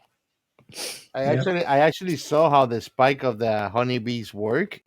It's some gruesome shit because besides living itself inside of it, it basically has 2 little saws in shape of arrow that do this and dig itself inside of your skin.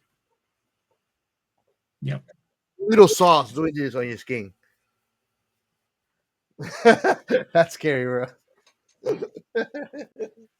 And so the number 1 most extreme sex act animal in the animal kingdom, according to this list. What do you guys think it is? I thought it was a bonobo, but no. Apparently it's not. I thought that it was the horniest, one of the horniest animals, really. It is, but it's not particularly extreme. Probably the mantis. Probably. Well, yeah, I mean, praying mantis bites the head off the male to make him ejaculate, which is rough. Head out of this world. It's not that according to this list. Oh, no. And of course, It's an Australian animal, because sure. of course it is. Yeah, it has. And it is the brown antechinus. Can you show me Let what me is get a that? picture. There we go. It's a little mouse kind of thing. Let me grab it. Come on. I clicked on image. I mean, they look cute. Open in new tab. A new pet for Captain Chaos, then? Yeah, you might say. I'm more of a dog person. I just warn you, they're quite literally horny fuckers.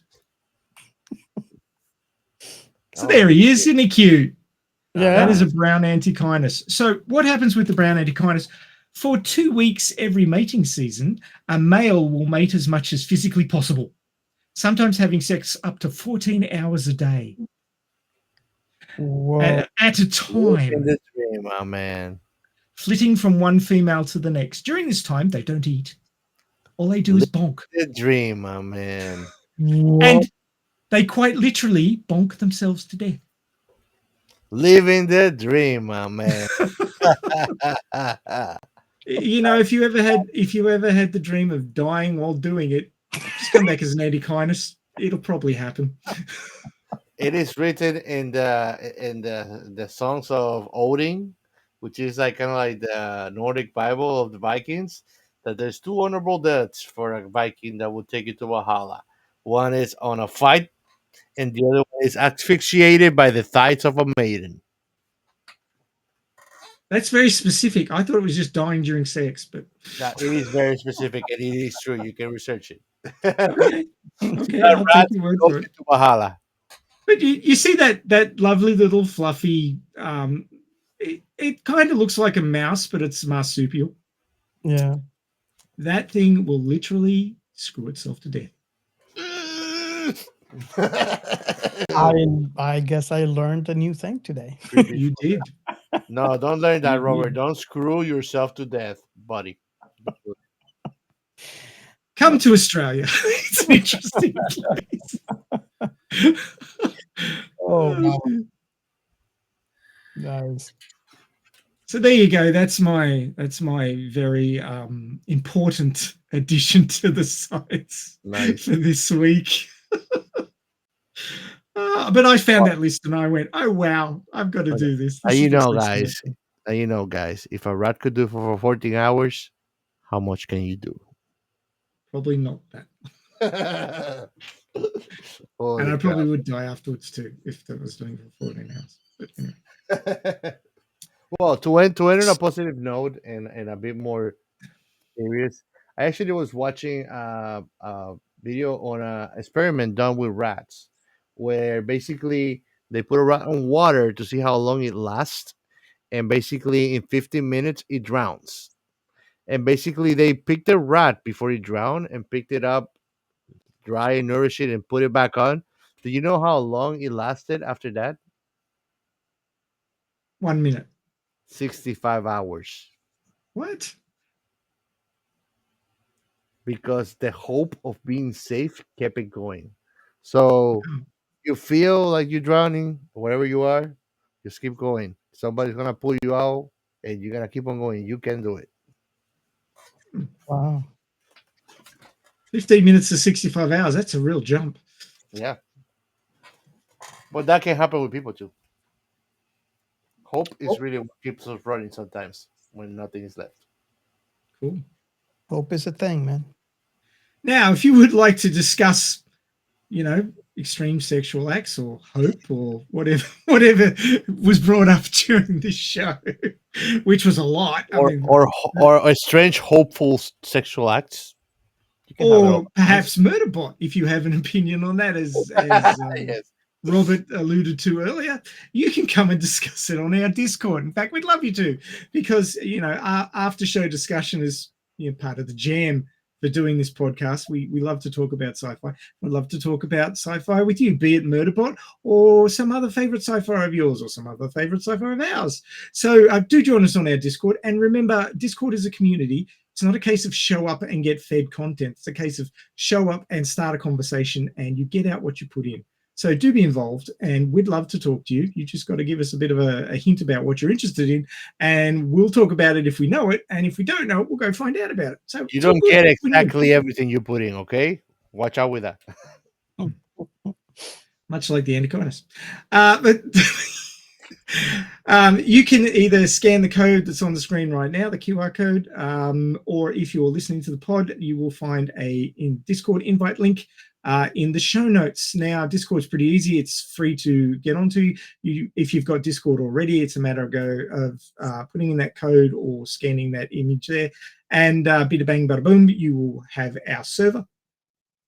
If you don't have Discord already, you will need to either download the app on your favorite device and then sign up, which is free.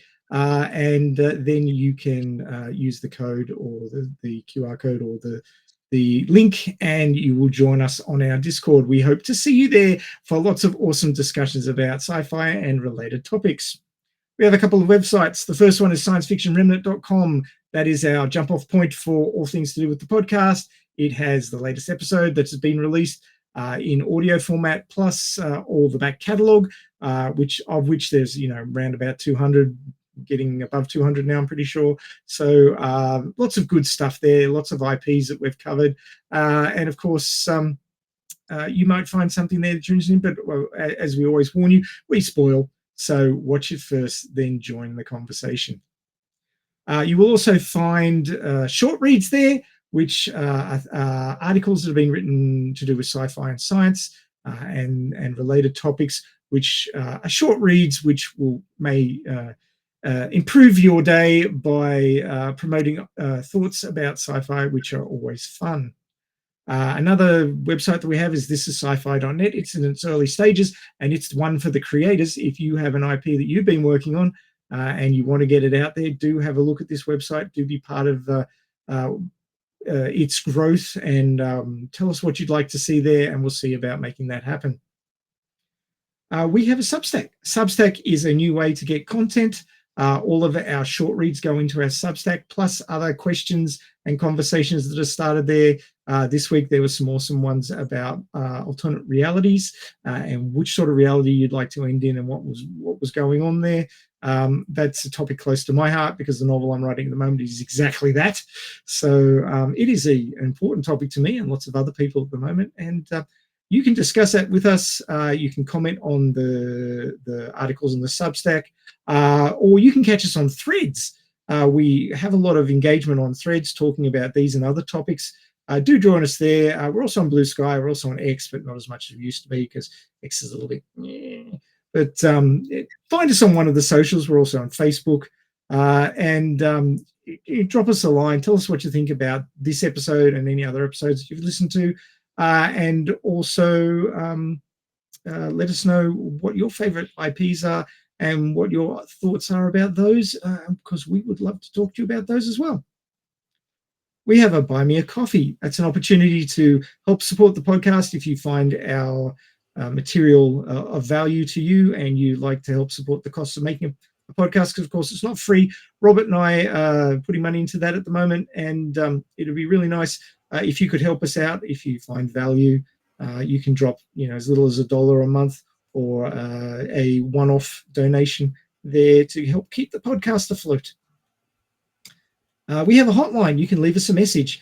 The number is 1-305-563-6334. It's 1-305-563-6334. Drop the 1 if you're in the continental United States, but otherwise you need to use the international dial code and then start with the 1, because America is the 1 in international phone conversations, because they came up with it in the first place. Thank you for joining us. Do check out our back catalogues. As I said, we've got lots of awesome stuff there that we've discussed in the past. We'd love to get your take on any one of those shows and what you thought about it. Feel free to talk to us on our Discord. That is the place where most of the conversation goes down. And we'd like you to join in and be part of that awesomeness. And let us know what your favorite IPs are, because if we haven't covered it yet, we might want to. And of course, you could come on as a guest. We've had lots of awesome guests, be it friends or actual, writer directors, which is freaking awesome when that happens. But you can come on as just a local expert of that particular IP that you love so much, we'd love to have you on the show. We'd love to cover your favorite IP. So if you have a favorite sci-fi IP, do join us on our Discord. Get in touch with us and let us know what your favorite IP is. Let's have a discussion about it. And if it's looking good, we'll do a show about it. So you can be part of the show. But speaking of that, we're pretty much run dry for this one. Do check out Murderbot. Catch the last 3 episodes of the season. It's going to be awesome. I can't wait for it. And I know you guys can't wait for it either. And do join us next week for another episode of Science Fiction Remnant. We'll cover another awesome sci-fi IP and dissect it like the Murderbots we are. Bye for now. See you next time.